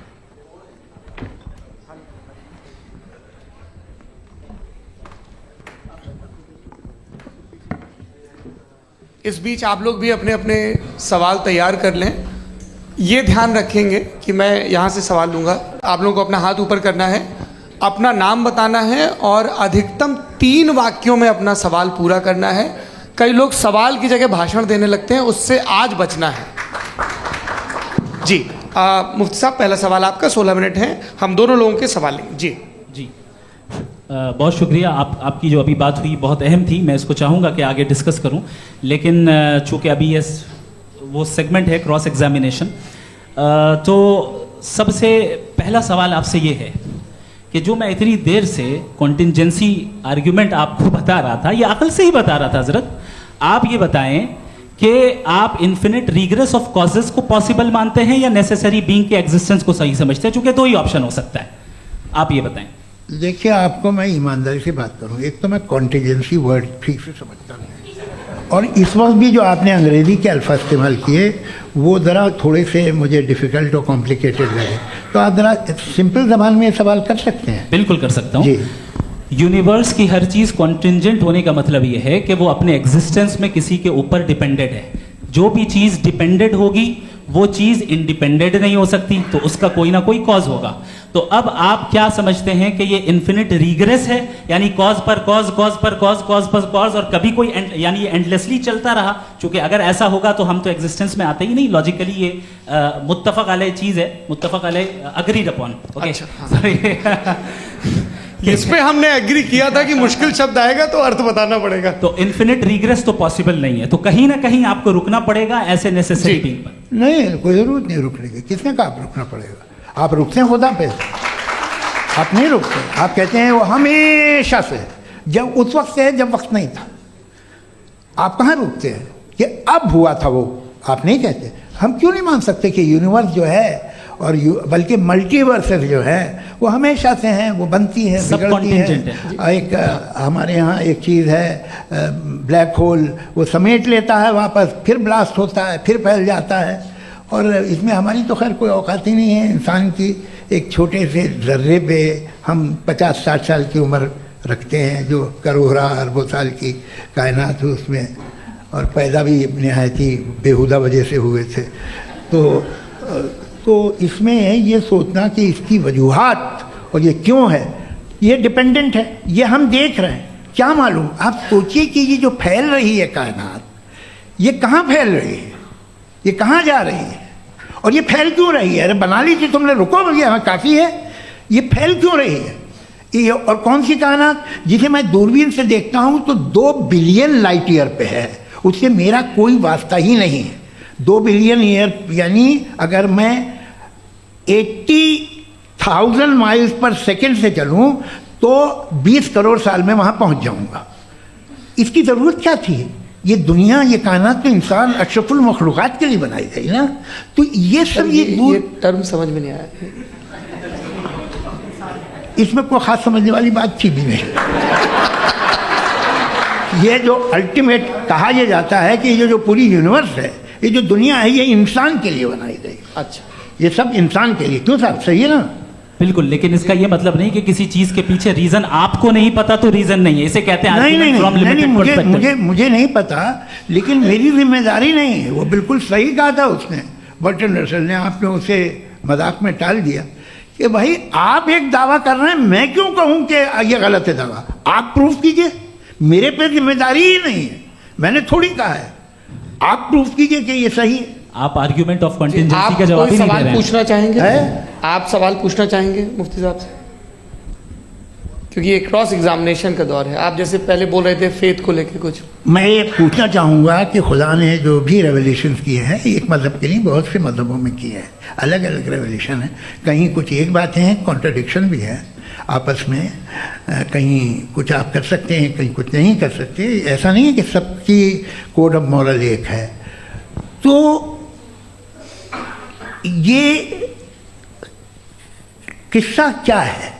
अब आप ये देखिए कि मुझे कभी कभी लगता है कि ये जो फुटबॉल फाइनल होता है, लाखों लोग होते हैं, फिर वो टीवी कवर करती, करोड़ों लोग, अगर उसमें खुदा की एक बूमिंग आवाज़ आ जाती, मैं गॉड हूँ, तो सारे लोग अभी सुन लेते और टीवी पे भी सुन लेते, किस्सा खत्म होता। ये इतनी राजदारी क्या है कि तुम सामने कुछ तो सबूत दे दो हमें सॉलिड। ये कह साहब ये यूनिवर्स कैसे बनी, इससे मसला क्या हल होगा? मैं पूछूंगा आपसे खुदा कैसे बना? क्यों नहीं पूछूंगा कैसे बना? बल्कि वो तो कायनात से कहीं ज़्यादा इंटेलिजेंट है, कायनात से कहीं ज़्यादा कॉम्प्लेक्स। जी वो हमेशा से है। आप कहेंगे मैं मान लूँगा।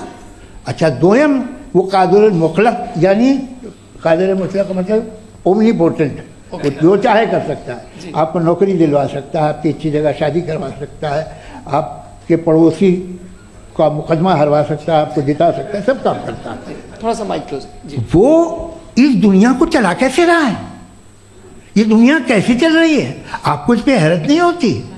या क़यामत के बाद कभी एक जस्टिस होगा, जब ये बच्चा मर चुका होगा, जिसकी धज्जियाँ उड़ गई बम से, इसको इंसाफ मिलेगा तब? अच्छा, अब जवाब दूं? हाँ दीजिए। मैं वही इसीलिए आप ही की तरफ। सबसे पहले आपने रेवलेशन और स्क्रिप्चर्स की बात की, इस पे मैं बात कर सकता हूं, लेकिन आज नहीं करूंगा चूंकि वक्त कम है, कभी और इस पे डिस्कस करेंगे। मैं तैयार हूं उस पे भी बात करने के लिए। ये अभी से राउंड 2 की भूमिका तय हो रही है। Does God exist round 2? जी, चूंकि आज गॉड के एग्जिस्टेंस पे बात है तो मैं उसी के रिलेटेड जो है आपके सवालात को एंटरटेन भी करूंगा और मैं भी पूछूंगा। आपने कहा कि आपने साबित ही नहीं किया, जबकि आर्ग्यूमेंट ऑफ कॉन्टिंजेंसी बुनियादी आर्ग्यूमेंट है। आप मुझे कॉन्टिजेंसी का मतलब बताइए, आपका मतलब क्या है कॉन्टिजेंसी? कॉन्टिंजेंसी का मतलब यह हुआ कि हर वो वजूद जो किसी भी चीज़ का पाबंद है, हर वो वजूद या हर वो चीज़ जो अपने एग्जिस्टेंस में किसी भी चीज़ के पाबंद है और उससे बाउंड है, उसको उसकी ज़रूरत है, उस पर डिपेंड करती है, तो जाहिर सी बात है कि उसका कोई ना कोई कॉज होता है। ये तो अक्ल की बात है। ये आप रीजनिंग की बात करते हैं, मैं वही कर रहा हूं। दूसरी चीज आपने ये बात कही कि इतने बिलियन लाइट ईयर्स दूर है, उसका मेरा क्या लेना देना। फिर मेरे ख्याल से आपको ये नहीं कहना चाहिए I think therefore I am an atheist. आपको सोचना चाहिए, सिर्फ आप एक लिमिटेड दायरे में रहकर नहीं सोचें, बल्कि बाहर निकलकर सोचें। आपने तीसरा सवाल किया, आपने 2-3 सवाल एक साथ। ऐसी बातें ना कीजिए, कुछ लोगों को इतराज हो जाएगा आप पे कि आप कुछ भी सोचिए। ये इजाज़त आपको है नहीं, मुझे है।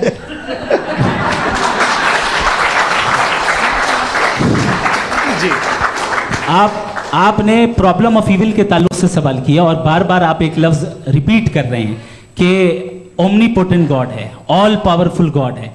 यही तो दरअसल समझना है कि गॉड का कॉन्सेप्ट क्या है। प्रॉब्लम ऑफ इविल जो है, प्रॉब्लम ऑफ इविल दर हकीकत 2 असम्पशंस पर कायम है। अगर आप इन 2 असम्पशंस को समझ जाएं तो ये प्रॉब्लम नहीं रहेगी, आर्ग्यूमेंट आपको समझ में आ जाएगी कि ये कोलैप्स कर जाता है। पॉइंट नंबर 1, यानी जो आपका सबसे पहला फॉल्स असम्पशन है कि गॉड मर्सीफुल है, ओमनीपोटेंट है, दुनिया में जुल्म हो रहा है।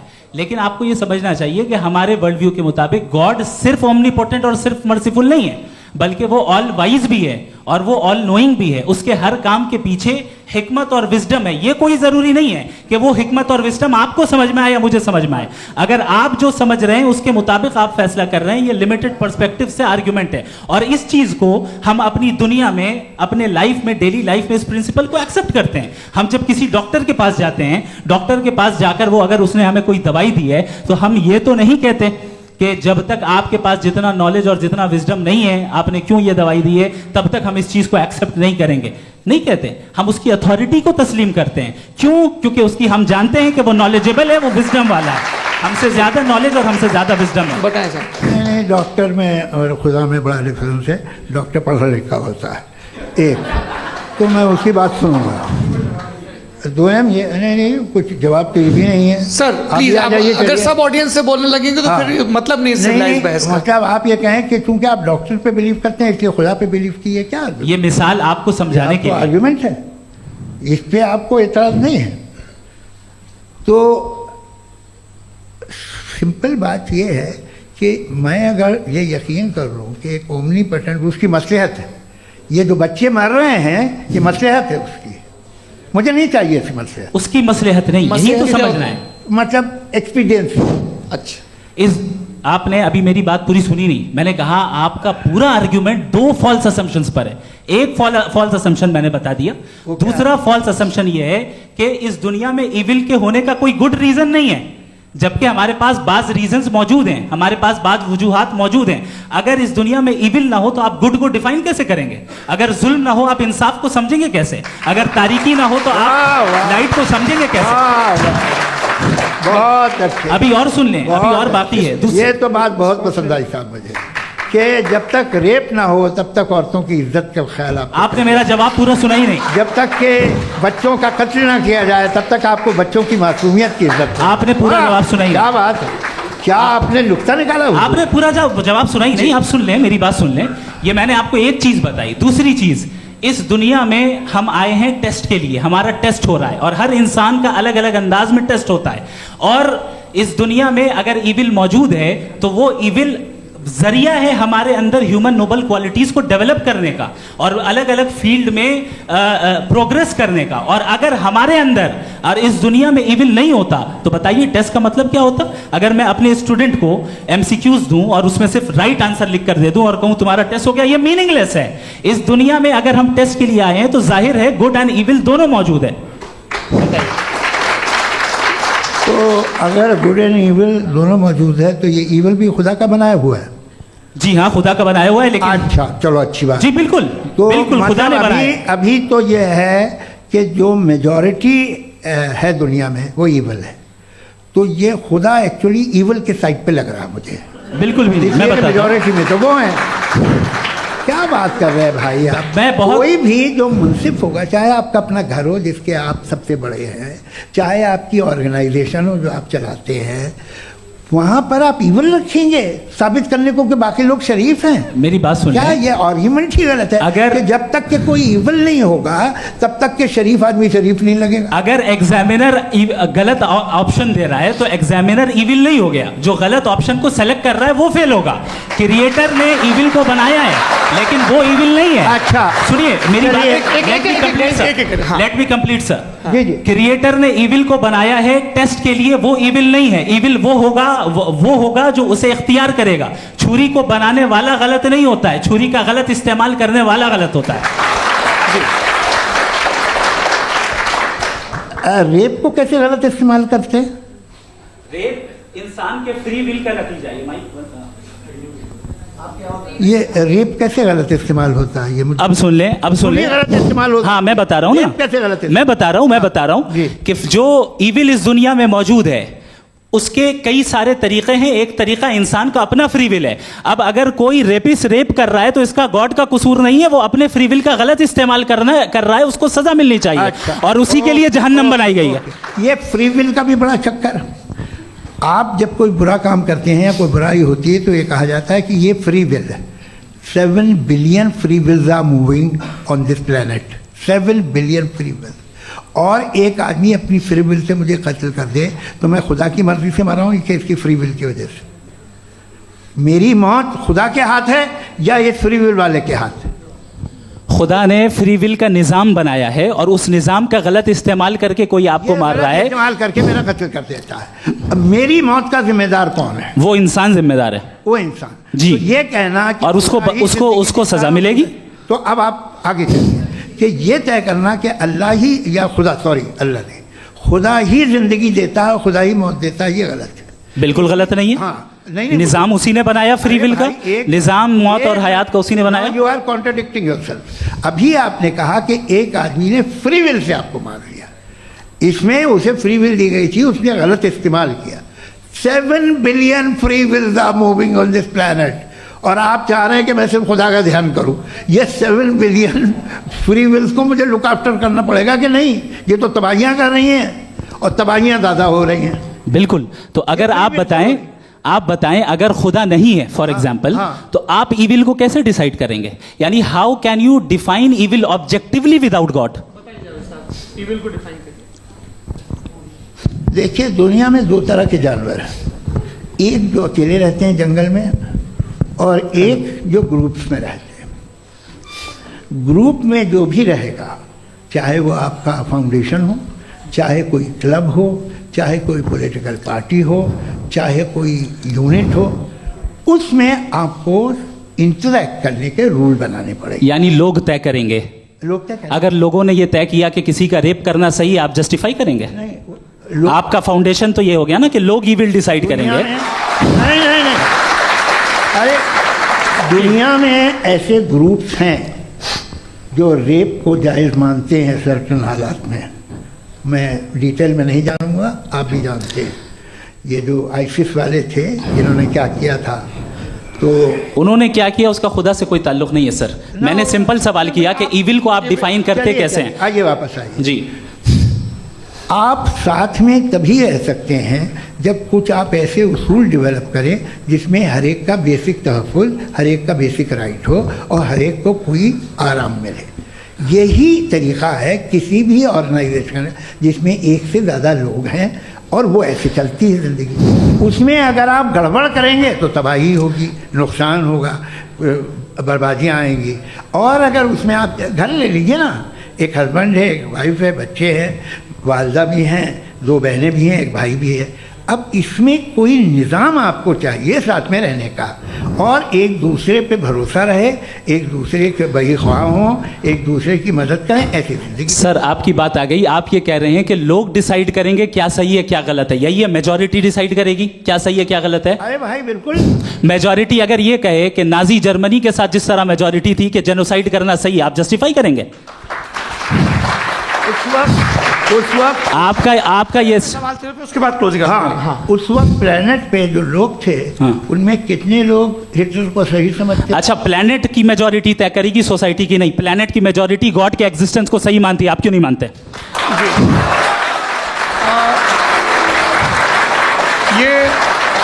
हेलो ये क्रॉस क्वेश्चन का राउंड यहाँ पर समाप्त होता है। और ये बड़ा अच्छा है कि इस तरह से फ्रेगमेंट कर दिया गया है ताकि जो मरकरी ऊपर जा रहा है नीचे जवाब दे दूं जी। प्लेनेट की ज़्यादातर मेजॉरिटी कुछ दूसरे मजहबों के खुदा को मानती है। आप उन्हें क्यों नहीं, आप तो मेजॉरिटी की बात कर रहे हैं। अच्छा, ये क्लोजिंग आप ये कह रहे हैं इविल और गुड को डिसाइड मेजॉरिटी करेगी, मेजॉरिटी जो कर दे वो सही हो जाएगा। क्लोजिंग इसको जैसा आप ही लोगों ने तय किया है उसी फॉर्मेट को फॉलो कर लेते हैं। हाँ भाई, मैंने तो भले लोगों पे एतबार किया और तब मॉडरेशन तय किया।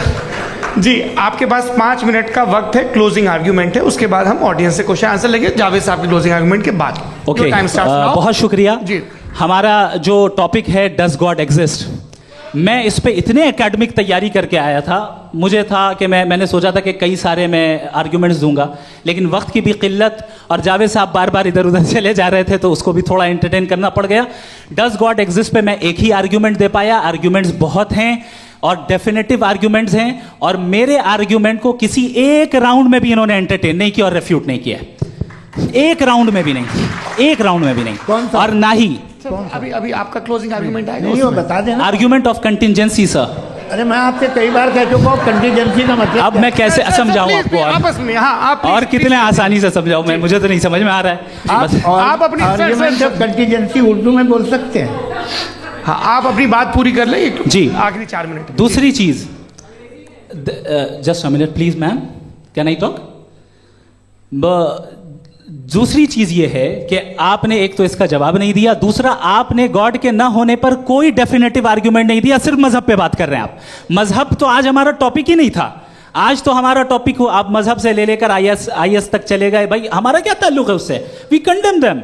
और उसका गॉड से क्या ताल्लुक है? अगर कोई गलत काम कर रहा है, किसी ने किसी को कत्ल किया, किसी ने किसी का रेप किया, उसको सजा मिलनी चाहिए। और आपके पास कोई भी rational strong foundation of morality नहीं है। आपने कहा कि मेजॉरिटी तय करेगी सोसाइटी की, वो सही होगा। मैंने कहा हिटलर को फिर आप सही कहेंगे, नहीं, प्लैनेट की सोसाइटी की मेजॉरिटी तय करेगी। तो प्लैनेट की मेजॉरिटी गॉड के एग्जिस्टेंस को मानती है, आप कह रहे हैं ये रिलीजियस है। तो यानी आपके पास कोई स्ट्रॉन्ग फाउंडेशन नहीं है ऑब्जेक्टिव मोरालिटी का। ऑब्जेक्टिव मोरालिटी का अगर कोई फाउंडेशन है तो वो सिर्फ गॉड है, गॉड है, गॉड है। थैंक जी। ये मुफ्ती शमाइल नदवी साहब का क्लोजिंग आर्ग्यूमेंट था। अब हमारे पास जी, मैं जी ये बड़ा अच्छा है कि दोनों लोगों को मॉडरेटर से शिकायत भी और बोल रहे भाई हमारी शाबाशी भी तो करते चलो।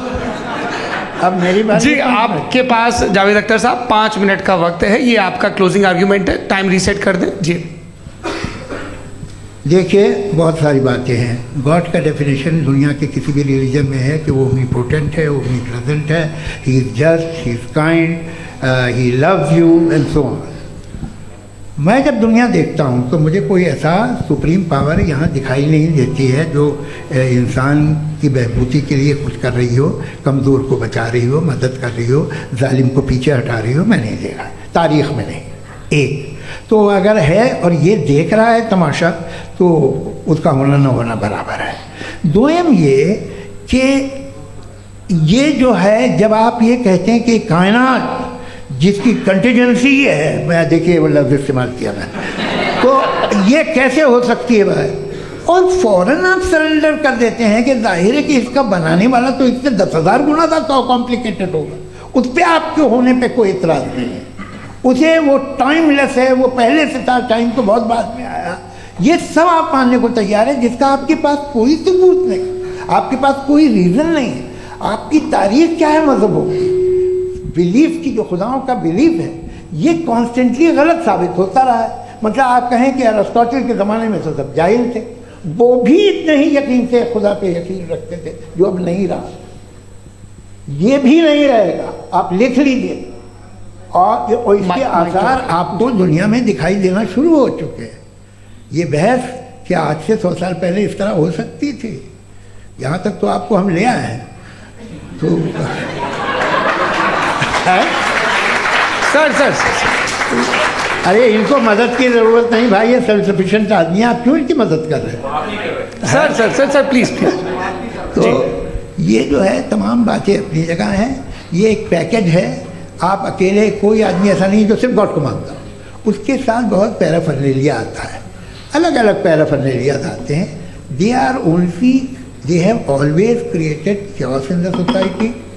मैं तो आपको सीधा ऑफर देता हूँ कि दुनिया में 10 इम्पॉर्टेंट बिलीव्स हैं, आप एक मानते हैं, 9 नहीं मानते, 9 में आप एथियस्ट हैं, 9 को आप बिल्कुल रीजनेबली मेरी तरह देखते हैं। तो 90 मजहबी आदमी भी 90% एथियस्ट है, वो दूसरे खुदा नहीं मानता, एक खुदा मानता है अपना वाला, बाकियों को कहता है गलत है। अगर आप मानना ही बंद कर दें तो आपका 10% चांस है कि आप सही हैं और 90% चांस है कि आप गलत हैं। मेरा मशवरा है आप मानना छोड़ दिए तो 50% चांस होगा कि आप सही हैं और 50% चांस होगा, 40% आप गेन करेंगे बाय बिकमिंग एन एथियस्ट।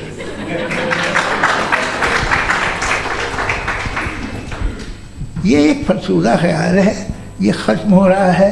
हो सकता है मेरी ज़िंदगी में ना हो, लेकिन ये हो जाएगा। जो बातें ये इनको आप मेटाफिज़िकल ये वो ऐसे रिस्पेक्टेबल टर्म दे दिए, ये तो उन लोग के हैं जिन्हें ना फिज़िक्स मालूम थी ना मेटा मालूम था, ये उन्होंने आपको दिए हैं। जी बहुत शुक्रिया आप दोनों लोगों का। और अब इस बातचीत का आखिरी राउंड शुरू होगा, डज गॉड एग्जिस्ट की ये बहस मुफ्ती शमाइल नदवी और जावेद अख्तर साहब के बीच। आप लोग अपने अपने हाथ ऊपर करेंगे, मैं यहाँ से तय करूँगा। और माइक हमारे पास है क्या? एक ही माइक है ऑडियंस के लिए? 2 माइक है, एक इस तरफ एक इस तरफ, ठीक है। तो जी सबसे पहले हमारी सहयोगी हैं मारिया शकील जी, पूछिए सवाल। थोड़ा सा रुकेंगे ताकि कैमरे का फ्रेम आप पर आ जाए, आपकी तो प्रैक्टिस है टीवी की। जी नदवी साहब, मैं खुदा को मानती हूँ, पहले मैं इसी प्रमाइस से शुरू कर रही हूँ और ये बता रही हूँ आपको, मैं मानती हूँ, लेकिन कुछ सवाल हैं जो जावेद साहब ने उठाया, उसका जवाब आपको देना चाहिए। पहला सवाल ये कि गज़ा में सालों से छोटे बच्चे मर रहे हैं, वो उनको, अगर खुदा मर्सीफुल है, हम मानते हैं कि अल्लाह ताला में बहुत ताकत है, तो वो बच्चे क्यों मर रहे हैं?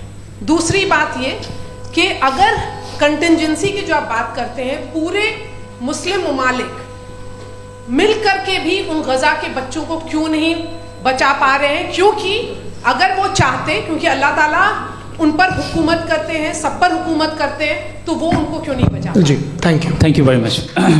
बहुत अच्छा किया आपने इस चीज़ को जिक्र कर दिया, मैं इसको और अच्छे से एक्सप्लेन करने की कोशिश करता हूँ। देखें, जहाँ तक आपने कहा कि गज़ा के बच्चों को मारा जा रहा है, देखें 2 वर्ल्ड व्यू है, एक एथिस्टिक वर्ल्ड व्यू, एक थीस्टिक वर्ल्ड व्यू है। बच्चे मर रहे हैं दोनों वर्ल्ड व्यू में, लेकिन हमारा वर्ल्ड व्यू कह रहा है कि रिकॉम्पेंस है, ये कह रहे हैं कि उनका मरना बेकार जाने वाला है, कोई उसका रिकॉम्पेंस नहीं है, चूंकि इनके यहाँ आखिरत और अल्लाह का कोई तसव्वुर या गॉड का कोई तसव्वुर नहीं है। आपने ये सवाल किया कि गॉड मर्सीफुल है, क्यों नहीं रोकता? ये मैंने बताया कि ये मिसकंसेप्शन है लोगों के दरमियान कि गॉड को सिर्फ मर्सीफुल और ओमनीपोटेंट समझते हैं। गॉड के सिर्फ यही 2 एट्रीब्यूट्स नहीं हैं, गॉड के कई सारे एट्रीब्यूट्स हैं, उनमें से अल हकीम भी है, उनमें से ऑल वाइज भी है, ऑल नोइंग भी है। लिहाजा अगर इस दुनिया में किसी को तकलीफ आ रही है और गॉड उसको नहीं रोक रहा है, वो इसलिए नहीं रोक रहा है चूंकि इंसानों को फ्री विल दिया गया है। ठीक इसी तरीके से अगर एक डॉक्टर किसी छोटे बच्चे को इंजेक्शन लगा रहा है, उसे तकलीफ पहुंच रही है, उसके लिमिटेड पर्सपेक्टिव के एतबार से ये गलत हो रहा है और डॉक्टर बुरा है, लेकिन जब आप ब्रॉडर पिक्चर को देखेंगी, आपके और हमारे पास सिर्फ एक पिक्सल है, हमें इतना नजर आ रहा है कि गजा में कत्ल हो रहा है, लेकिन इसके पीछे कितना रिकॉम्पेंस उनको मिलने वाला है, पूरा पिक्चर गॉड के पास है। तो एक पिक्सल से आप पूरे पिक्चर को कभी भी जज नहीं कर सकती। आप इसमें कुछ जोड़ना चाहेंगे? आपको कुछ बोलना है इसमें? भैया आपने बहुत अच्छा जस्टिफिकेशन दिया। या आप वो जो वहाँ के प्राइम मिनिस्टर इजराइल के उन्हें भेजिए, वो बहुत खुश होंगे। आप जस्टिफिकेशन दे देना कि अगर गॉड नहीं है तो बच्चे क्यों मर रहे हैं, आप बताएं। वो ये सवाल पूछ रहे हैं कि अगर आप ईश्वर का अस्तित्व नहीं मानते हैं तो उन बच्चों की मौत को आप कैसे इंटरप्रेट करते हैं? भाई ये दुनिया जो है, जो ताकतवर लोग होते हैं वो एक नाइंसाफ़ी करते हैं। तो ये अच्छा काम है आपके नज़दीक, तो नेचर नाइंसाफ़ी पे मबनी है। अरे मेरे भाई, आप नेचर की कहाँ बात कर रहे हैं, तो इंसान की बात कर रहे हैं। तो फिर जब मैं इंसान की बात कर रहा था, आप नेचर की बात करने लग गए। क्रॉस एग्जामिनेशन नहीं। हाँ, अब आप मुझे बोलने नहीं देंगे तो अलग बात है, आप बोलिए, मैं मुझे कोई जल्दी जी नहीं, ये क्रॉस एग्जामिनेशन मुझे बोल तो लेने दीजिए। जी बोलिए। क्या बात ये है कि ह्यूमन सोसाइटी तभी साथ में रह सकती है जब वो मोहब्बत से, एकता से, एक दूसरे के एहतराम करके रहे। इसके अलावा पॉसिबल नहीं है, अकेले तो इंसान रह ही नहीं सकता। वहाँ पर कुछ लोग हैं जो फाउल करते हैं। वो फाउल हमेशा से तारीख में होता आया है। आज ये हो रहा है, जो हो रहा है बहुत बुरा हो रहा है, बहुत जालिमाना है, बहुत जाबराना है। उसको आप कहें कि ये बच्चों को कॉम्पनसेशन मिल जाएगा या इसकी इंजेक्शन है। इंजेक्शन तो हेल्थ के लिए दिया जाता है। आप ये कह रहे हैं कि ये बच्चों की जो धज्जियां उड़ रही हैं ये इंजेक्शन है, ये टेस्ट है, ये टेस्ट है, और उस टेस्ट में उनको ऐसा रिकॉम्पेंस मिलेगा जो आपके तस्वुर के बाहर है। ये आप 3 बरस के बच्चे को बारूद से उड़ा के टेस्ट ले रहे हैं। वाह, वो नहीं ले रहा है, खुदा नहीं उड़ा रहा है, इजराइल उड़ा रहा है जी। ये तो उसको कंडेम अगला सवाल लेते हैं प्रोफेसर पुरुषोत्तम अग्रवाल।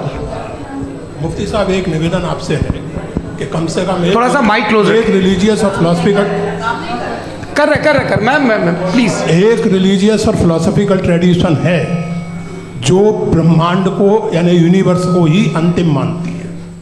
सर्वम खलु इदम ब्रह्मम, this is Chandogya Upanishad, and it completely rules out the existence और नेसेसिटी, आपके शब्दों में necessity of a creator. The creation itself is the creator. तो एक minute please.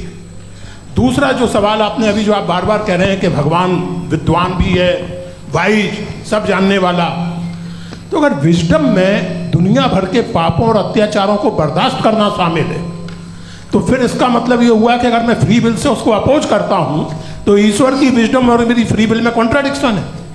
Because when I am opposing whatever is happening in Gaza, then I am opposing the God's will और God's wisdom. जवाब लेते हैं, क्योंकि तो God की wisdom में, एक मिनट सर प्लीज सर, ये एक जुमला, गॉड की विजडम है कि गाजा में जो कुछ हो रहा है वो हो रहा है, मैं उसको अपोज कर रहा हूं, तो मैं गॉड की विजडम के खिलाफ जा रहा हूं। एक सवाल। दूसरा ये नहीं, आपने 2 ऑलरेडी। सर आप और सवाल कर लें, लेकिन मुझे 2 जवाब दे। पहले आपने ये कहा, सुनिए मेरी बात सुनिए। इजराइल के गॉड के मुताबिक तुम्हारा ठीक हो रहा है ना? नहीं हो रहा है, ठीक नहीं हो रहा है, मैं बता रहा हूँ क्या हो रहा है। आप तशरीफ रखें, मैं बता रहा हूँ क्या हो रहा है। Let me complete please. एक सेकंड गाइस, एक सेकंड। ये देखिए, ऐसा है कि ये सब बड़ा आपस में विचार विमर्श के बाद ये तय हुआ था कि कुछ नियम बना लिए जाएं ताकि एक टाइम बाउंड बातचीत चले।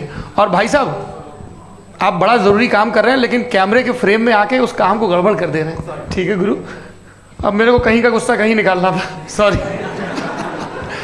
नहीं, कोई गुस्सा नहीं है जी। तो प्रोफेसर ने सवाल पूछे, आप उनके जवाब दें, और थोड़ा ये सब लोग थोड़ा ख्याल रखें भाई, सवाल संक्षिप्त रखें जी। आपने 2 सवाल किया। सबसे पहला ये कहा कि हमारे पास ये कॉन्सेप्ट है कि ये यूनिवर्स खुद नेसेसरी बीइंग है, creation itself is the creator. How irrational is this कि मैं एग्जिस्ट करूंगा बाद में, लेकिन अभी एग्जिस्ट कर भी रहा हूं, यानी एक ही टाइम में एग्जिस्ट भी कर रहे हैं, नहीं भी कर रहे हैं। This is not true. दूसरी चीज आपने कहा कि अगर इजराइल में, सॉरी माफ कीजिएगा, Israel doesn't exist, occupied Palestine में अगर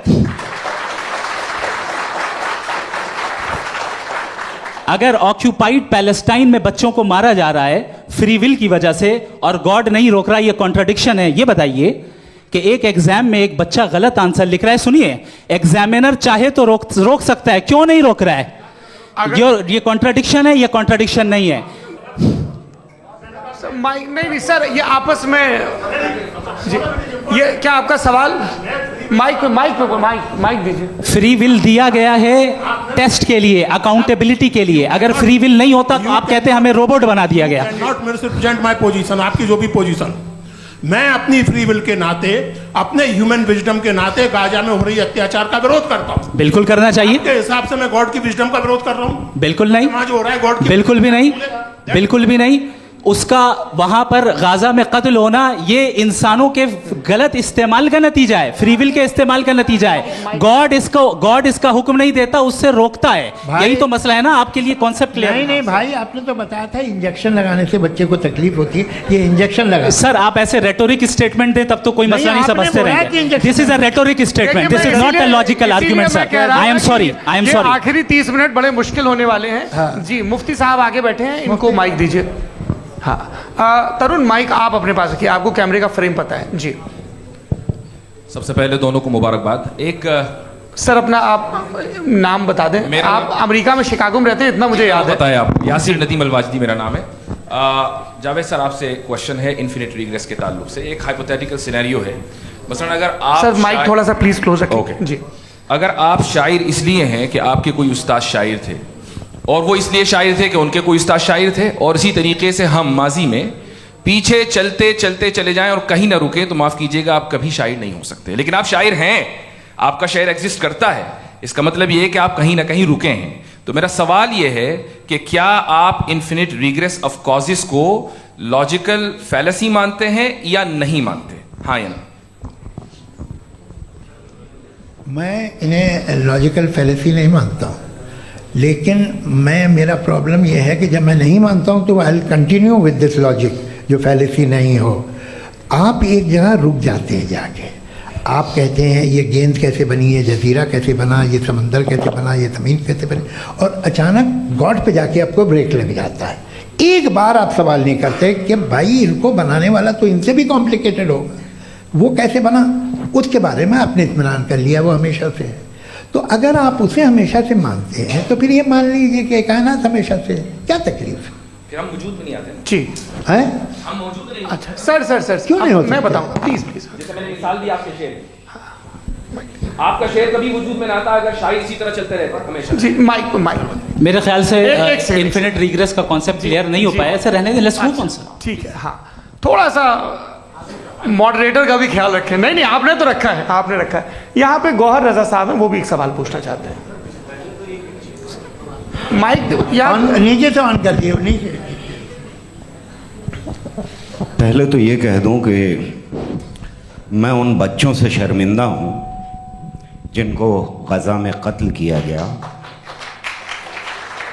क्योंकि हमारे होते हुए कत्ल किया गया। लेकिन उससे ज़्यादा शर्मिंदगी इस बात से हुई कि मुझे लगा कि मुफ्ती साहब उसको जस्टिफाई कर रहे हैं। बिल्कुल भी नहीं। आप बहुत ही गलत, मुझे लगा मैं गलत हो सकता हूं। बिल्कुल गलत। मैं सवाल पूछ रहा हूं, मैं सवाल पूछ रहा हूं। मैं जावेद भाई से डिसएग्री करता हूं। एक सेकंड देखिए, अगर देखिए ऐसा, एक सेकंड आप सर वेट, अरे आप कुछ मेरे पहले मुझे अपनी बात कह लेने दीजिए। अगर ऑडियंस तय करेगी तो फिर मॉडरेटर का मतलब नहीं। मेरा आप सबसे ये कहना है, ये बहस दो लोगों के बीच में है, एक तरफ मुफ्ती साहब, एक तरफ जावेद साहब। पिछले 1.5 घंटे से ये लोग अपने अपने तर्क रख रहे हैं। आपकी इनसे इत्तेफाकी हो सकती है, ना इत्तेफाकी हो सकती है। मेरे उस्ताद मुझे सिखा गए हैं कि मुखामुखम में असहमति की गुंजाइश बची रहनी चाहिए। अगर मैं आपकी बहुत इज्जत करता हूं गौहर साहब, आपने जो कमाल की किताबें लिखी, साइंटिफिक टेम्परामेंट, लेकिन मेरी ये गुजारिश है आप सबसे कि यदि आप इन लोगों ने जो बोला उन पर टिप्पणियां करेंगे तो ना वक्त की पाबंदी रहेगी, ना वो अनुशासन। आप सवाल पूछ लें, उस सवाल में जो बात आ जाए वो आ जाए। मैं जावेद साहब से डिसएग्री करता हूं, इसलिए जावेद साहब से सवाल पूछ रहा हूं। आपका सवाल जावेद अख्तर साहब से। और सवाल ये है मेरा कि जावेद साहब ने कई बार लॉजिक का इस्तेमाल किया कि साइंस में लॉजिक है और रिलीजन में लॉजिक नहीं है। मेरा ख्याल ये है कि रिलीजन में भी लॉजिक है, लेकिन उस लॉजिक की बेसिस ये है कि आप रुक जाते हैं, जिसका जिक्र जावेद साहब ने बार बार किया, यानी खुदा के तसव्वुर पे आते हुए, गॉड के तसव्वुर पे आते हुए रुक जाते हैं। और इसमें सवाल पूछना मतलब फॉरबिडन होता है। सवाल ये है कि क्या जावेद साहब इससे एग्री करते हैं कि कि साइंस की लॉजिक अलग है और रिलीजन की लॉजिक अलग है। बताइए सर। देखिए, तीन चीज़ें हैं, साइंस है, एक है मंतिक है, इस्तिदलाल है, और एक जो है कुछ भी नहीं है, फेथ है, अकीदा है। मैं अकीदे की लॉजिक का कायल नहीं हूँ। मुझे आप इस्तिदलाल से, लॉजिक से, रीज़न से समझाइए, मैं मानने को तैयार हूँ, मेरा क्या नुकसान होगा। लेकिन ये कि अकीदे पे मैं नहीं जा सकता हूँ। अकीदे का मतलब है कि तुम ये मान लो, सवाल ना करो, ये नहीं। आप सारी बातें करके, बड़ी साइंटिफिक बातें करके एक जगह जाके खुदा के हुदूद पे रुक जाते हैं, सरेंडर कर देते हैं। मैं सरेंडर करने को तैयार नहीं। That's all. जी, ये आगे सर बैठे हुए हैं, इनको माइक दीजिए। भाई वो आप पूछना चाह रहे थे ना भाई? हाँ, नहीं मैं ये थैंक यू जी। आपका नाम? आसिम इफ्तिखार। आसिम जी, पूछिए। सर, जावेद सर से सवाल है कि आपने अपने क्लोजिंग माइक थोड़ा करीब है। अपने क्लोजिंग स्टेटमेंट में ये बात कही थी कि मज़हब का जो फ्यूचर है वो ज़्यादा दिन नहीं जाने वाला है, लेकिन मैं देख पा रहा हूँ कि जो ऑक्सफोर्ड यूनिवर्सिटी की एक स्टडी है 2011 में हुई है, जिसके 50 एकेडमिशियंस ने इसको अंजाम दिया था, उसमें वो ये कहते हैं कि जो फेथ इन गॉड है वो इनबिल्ट है ह्यूमन नेचर के अंदर, जिसको हम कहते हैं फितरत के अंदर शामिल है वो। और वो ये कहते हैं कि अगर कोई ये समझता है कि मज़हब को वो ख़त्म कर देगा तो ये उसकी गलत फहमी है। तो आप इसके बारे में, इस स्टडीज़ के बारे में क्या कहते हैं? ठीक है, मैं उनसे एग्री नहीं करता हूँ। वो कौन से प्रोफेसर होंगे? ऐसा उनके क्या पास डेटा है, इन्होंने डेटा के बेसिस होगा। डेटा क्या हो सकता है? फ्यूचर का डेटा तो नहीं हो सकता ना उनके पास, प्रेजेंट का डेटा हो सकता है। डेटा आपने सुना 100 साल पहले का बाद का डेटा? मैंने तो नहीं सुना आज तक। तो आज उनकी ये राय है और होगी राय, ठीक है। दुनिया में तरह तरह की राय है लोग, लेकिन मैं समझता हूँ कि वक्त के साथ इंसान ज़्यादा से ज़्यादा रीज़नेबल और लॉजिकल होता जा रहा है। आज आप देखिए वेस्टर्न यूरोप में क्या परसेंटेज है नॉन बिलीवर्स की, बहुत हाई। वहाँ चर्च खाली पड़े होते हैं। तो अल्टीमेटली तो इंसान कोई ऐसी बात बहुत अरसे तक नहीं मान सकेगा, चाहे गलत या सही, जो उससे उसके दिमाग को, उसके जहन को, उसकी लॉजिक को अपील न करे। वो कह रहे हैं तो ऑक्सफोर्ड के होंगे तो कैम्ब्रिज के होंगे, तो मुझे क्या लेना देना। उनका डेटा मुस्तकबिल का नहीं हो सकता है। जी दीपक, हाँ पूछिए। मैं आऊँगा, अभी पीछे की साइड भी आऊँगा, माइक वहीं भेजूंगा 2-3 साल के लिए। जी जावेद साहब, आपसे सवाल है। नमस्ते। अरे भाई सर, अगर आप ही लोग को तय करना है तो फिर 200 लोग तय कर लें। ये एक साहब नहीं sir, please don't do this sir. Everybody has a right sir, but we can only take selected questions. No sir, ये यंग लोग भी हैं तो इनकी ये अब उतने यंग, भाई आप यंग हैं कि नहीं हैं? वो कह रहे हैं वो भी यंग हैं साहब, आप उनकी नौजवानी पर दावा उनको ही करने थे। हाँ मुफ्ती साहब, आप यंग, हाँ पूछे। अरे भैया सर, मेरा सवाल ये है, इनसे भी तो पूछो। जी नहीं, बस आपसे एक सवाल है। जैसे थीस्टों के पास अपने जो ईश्वर को मानते हैं उनके पास अपने सोशल गेट टुगेदर्स हैं। 5 रोज़ क्रिसमस आने वाला है, होली है, दिवाली है, ईद है। एथिस्ट क्या ऑफर कर रहे हैं? मतलब मैं इनकी दुकान से बोलूं मैं आना चाहता हूं उस तरफ, पर मैं अट्रैक्ट नहीं हो पा रहा हूं। मैं सोशल गेट टुगेदर्स क्या है आपके पास? वो ये कह रहे हैं कि जो धार्मिक लोग हैं, अलग अलग धर्म के लोग, उनके उत्सव त्योहार, कॉन्ग्रेगेशन बहुत हैं। अब आपको मैं एक सुनाता हूँ, यहाँ हिस्टोरियन भी बैठे हैं। मृदुला जी, आप बताइएगा सही है कि नहीं। ये एक कॉन्स्टेंटाइन, एक ग्रीक रोमन बादशाह था जो क्रिश्चियनिटी आने के 400 साल बाद उसने डिसाइड किया कि मैं क्रिश्चियन हो जाऊंगा, मेरी पूरी स्टेट कैंसिल हो जाएगी। उस ज़माने में ऐसे ही होता था, राजा जो धर्म इख्तियार करता था वो जनता भी कर लेती थी। इसलिए कि वो हो गया था बैंकरप्ट, और उसे जो मेडिटेरियन कोस्ट के रिच क्रिश्चियन वो थे मर्चेंट, तो उससे पैसा चाहिए था। तो उसने कहा यार क्रिश्चियन हो जाओ। तो उसने अपने वजीर से कहा कि भाई ये हिस्ट्री है कि अब हम लोग क्रिश्चियन हो जाते हैं। पहले सर हो जाएंगे, कोई प्रॉब्लम नहीं है, लेकिन एक प्रॉब्लम ये है कि 17 दिसंबर से 25 दिसंबर तक जो पेगन फेस्टिवल होता, जो पेगन जो फेस्टिवल होता है वो बंद हो जाएगा, इसलिए कि हम क्रिश्चियन हो गए तो होगा नहीं। तो वो बच्चों को बहुत बुरा लगेगा, पब्लिक को बहुत इन्जॉय करते हैं, खासतौर से 25 को मेन डे। उसने कहा ये तो सही कह रहे हो, ये जीसस क्राइस्ट की पैदाइश कब थी? पहले साहब वो अप्रैल में थी। नहीं, कट करो, वो 25 दिसंबर को है। ये हकीकत है। और 400 साल बाद क्रिश्चियनिटी के अप्रैल से दिसंबर ले आए, और इसलिए कि यहाँ पेगन फेस्टिवल होता था। अब मनाते हैं आप आराम से। ये जो सारे फेस्टिवल हैं ये रिलीजन से, हर एक को एक इंटरटेनमेंट डिपार्टमेंट चाहिए होता है अपनी कंपनी चलाने के लिए।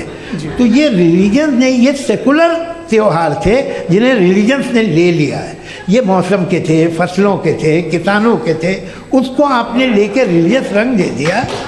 ये कोई रिलीजन से थोड़ी आए हैं आप। अच्छा हमें देखिए, हम तो मुल्द हैं, हम ईद मनाते हैं, हम दिवाली मनाते हैं, हम होली मनाते हैं, हम क्रिसमस मनाते हैं। बम्बई की फिल्म इंडस्ट्री की सबसे बड़ी होली हमारे घर में होती है, सबसे बड़ी ईद हमारे घर में होती है। वो हमारी सोशल वो है, हमारा हेरिटेज है। ऐसा थोड़ी है कि we will throw the baby along with the water.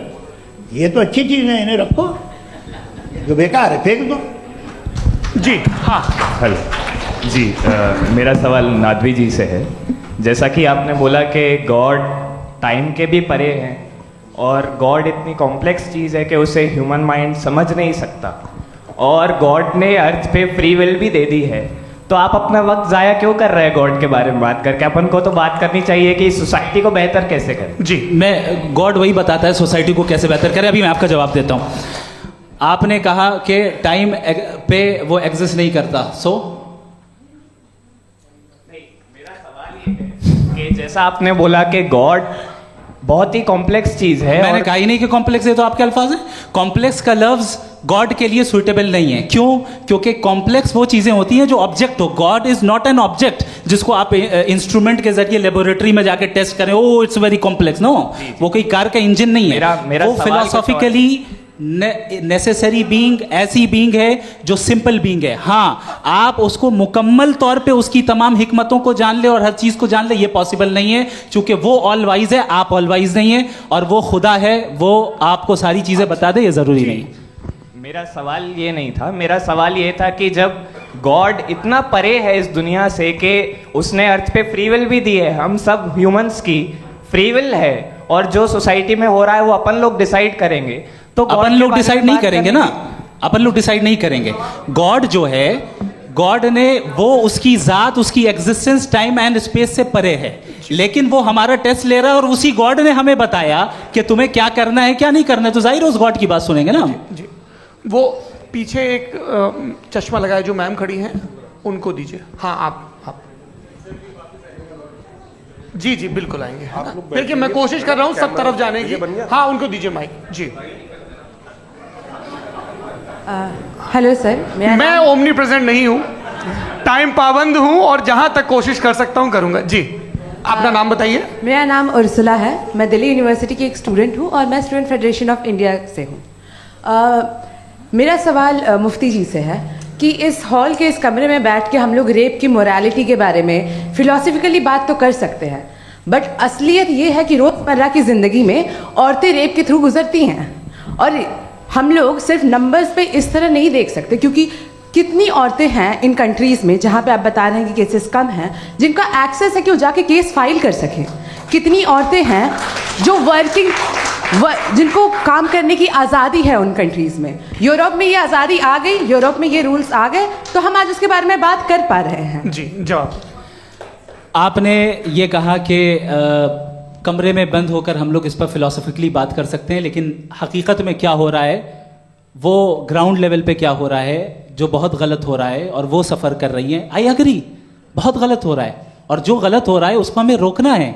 और क्यों रोकना है, वो गलत क्यों है? हमारे पास इसका ऑब्जेक्टिव फाउंडेशन है, इनके पास उसका ऑब्जेक्टिव फाउंडेशन नहीं है। मैं ये कहना चाह रहा हूँ कि जहाँ पे भी जुल्म हो रहा है, जहाँ पे भी औरत पे जुल्म हो रहा है, या उसकी इज्जत लूटी जा रही है, या उसे तकलीफ पहुँचाई जा रही है, और सिर्फ औरत नहीं, किसी इंसान के ऊपर भी जुल्म हो रहा है, तो उसके खिलाफ खड़ा होना, ये मॉरलिटी हमारे पास गॉड के पास से आई है। वरना जावेद साहब तो कह रहे हैं कि जो है मेजॉरिटी डिसाइड करेगी, तो मेजॉरिटी तो कभी भी बदल सकती है।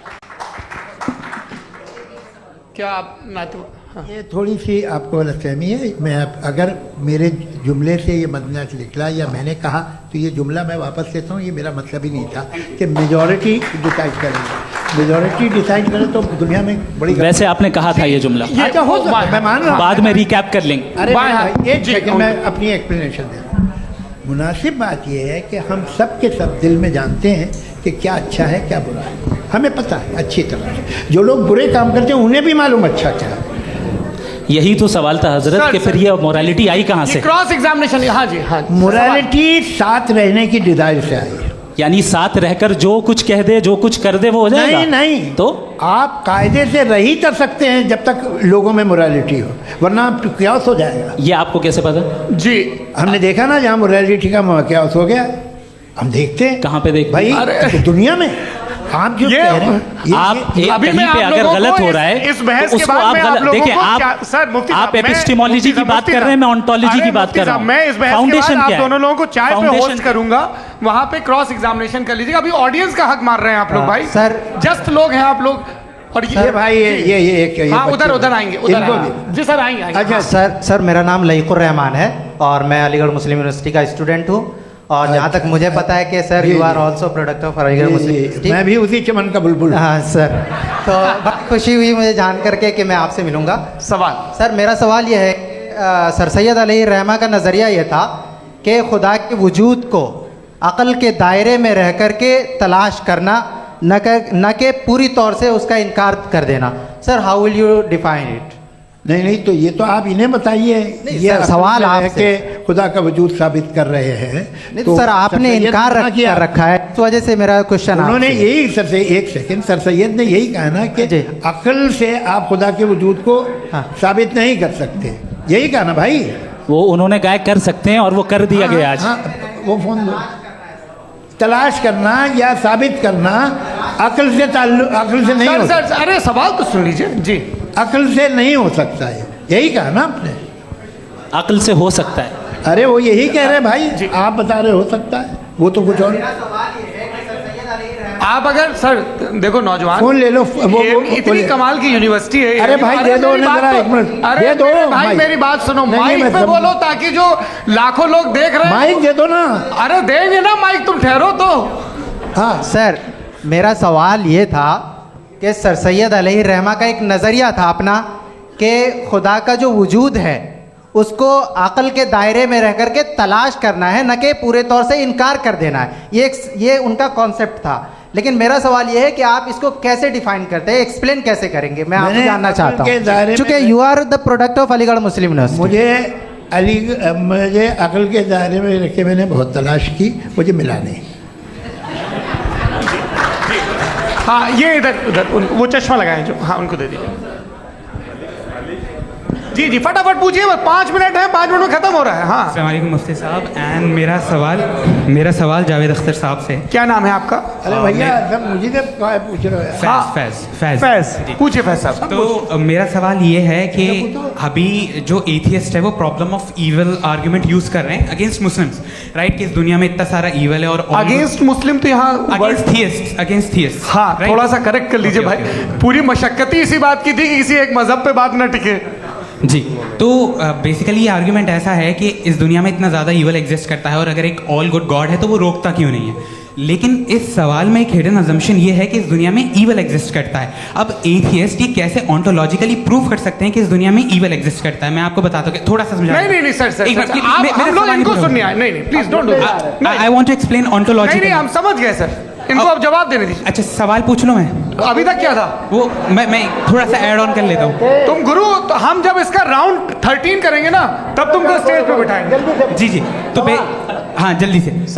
तो देखिए एथियज्म के हिसाब से सब कुछ रैंडमली बन गया है, सब कुछ एटम्स और मॉलिक्यूल्स है। एक पत्थर में और मुझ में सिर्फ इतना फर्क है कि हम लोग एटम्स और मॉलिक्यूल्स का अलग अलग रीअरेंजमेंट है। अब एक पत्थर को कोई इंसान तलवार से 2 टुकड़ों में काट दे या मुझे, according to atheism it is same. There is no evil and good according to atheism.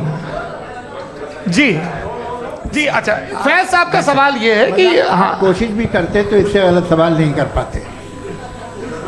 एक लाइफ फॉर्म है और लाइफ फॉर्म में फीलिंग्स हैं, मतलब लाइफ फॉर्म सुनता है, देखता है, टेस्ट कर सकता है, फील कर सकता है। तो उसकी ये जो क्वालिटी इस बबल में आ गई हैं वो जानवर में भी है, इंसान में भी है। तो जाहिर है कि उसे कोई तकलीफ पहुंचेगी, तो चूंकि उसके पास वो सेंसिटिविटी है तो मैं करेगा।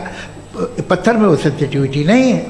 तो ये क्या सवाल हुआ कि अगर पत्थर को काटा तो पत्थर को तकलीफ नहीं होती, तो आपको काटे तो आपको क्यों तकलीफ हो? बैठ जाइए। जी हाँ अगला सवाल। हाँ पूछे पूछे पूछे। जी जावेद अख्तर साहब। अरे भैया सब आप लोग मुफ्ती साहब को छोड़ रहे हैं तो मेरे ही पीछे पड़े हैं क्या? फिर चलो बोलो भाई। You asked how God can exist when children die in Gaza. हाँ?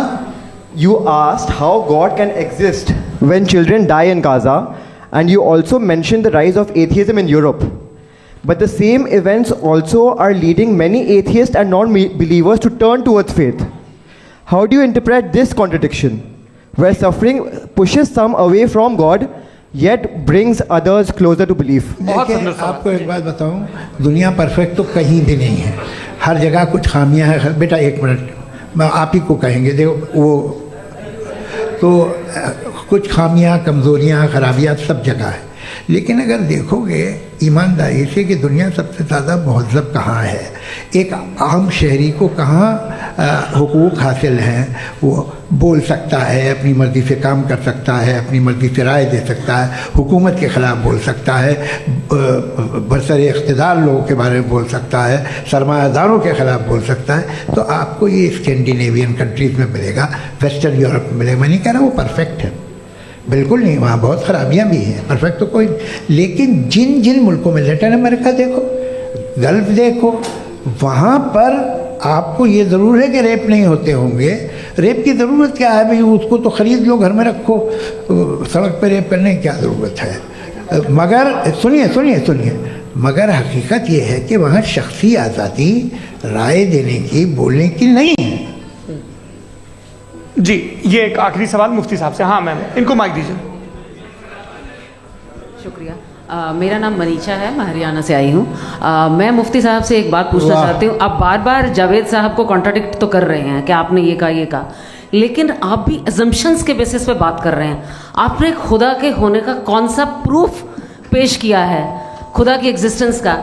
अब इस सवाल को अलग रहने दीजिए, कौन एथीस्ट है कौन नहीं है। और दूसरी बात जो आपने एक छोटी सी कही थी कि ये फ्री विल का इस्तेमाल करता है इंसान अपनी, लेकिन इस फ्री विल का इस्तेमाल में मतलब खुदा ने ये दे दी सबको ये इजाज़त कि वो कितना घिनौनापन और कितने ज़्यादा ख़राब से ख़राब तरीके इस्तेमाल कर सकता है। जवाब सुनते जी। आप फ्री विल को मानती है ना, या अब कहती है कि फ्री विल नहीं है ना? मानती है ना?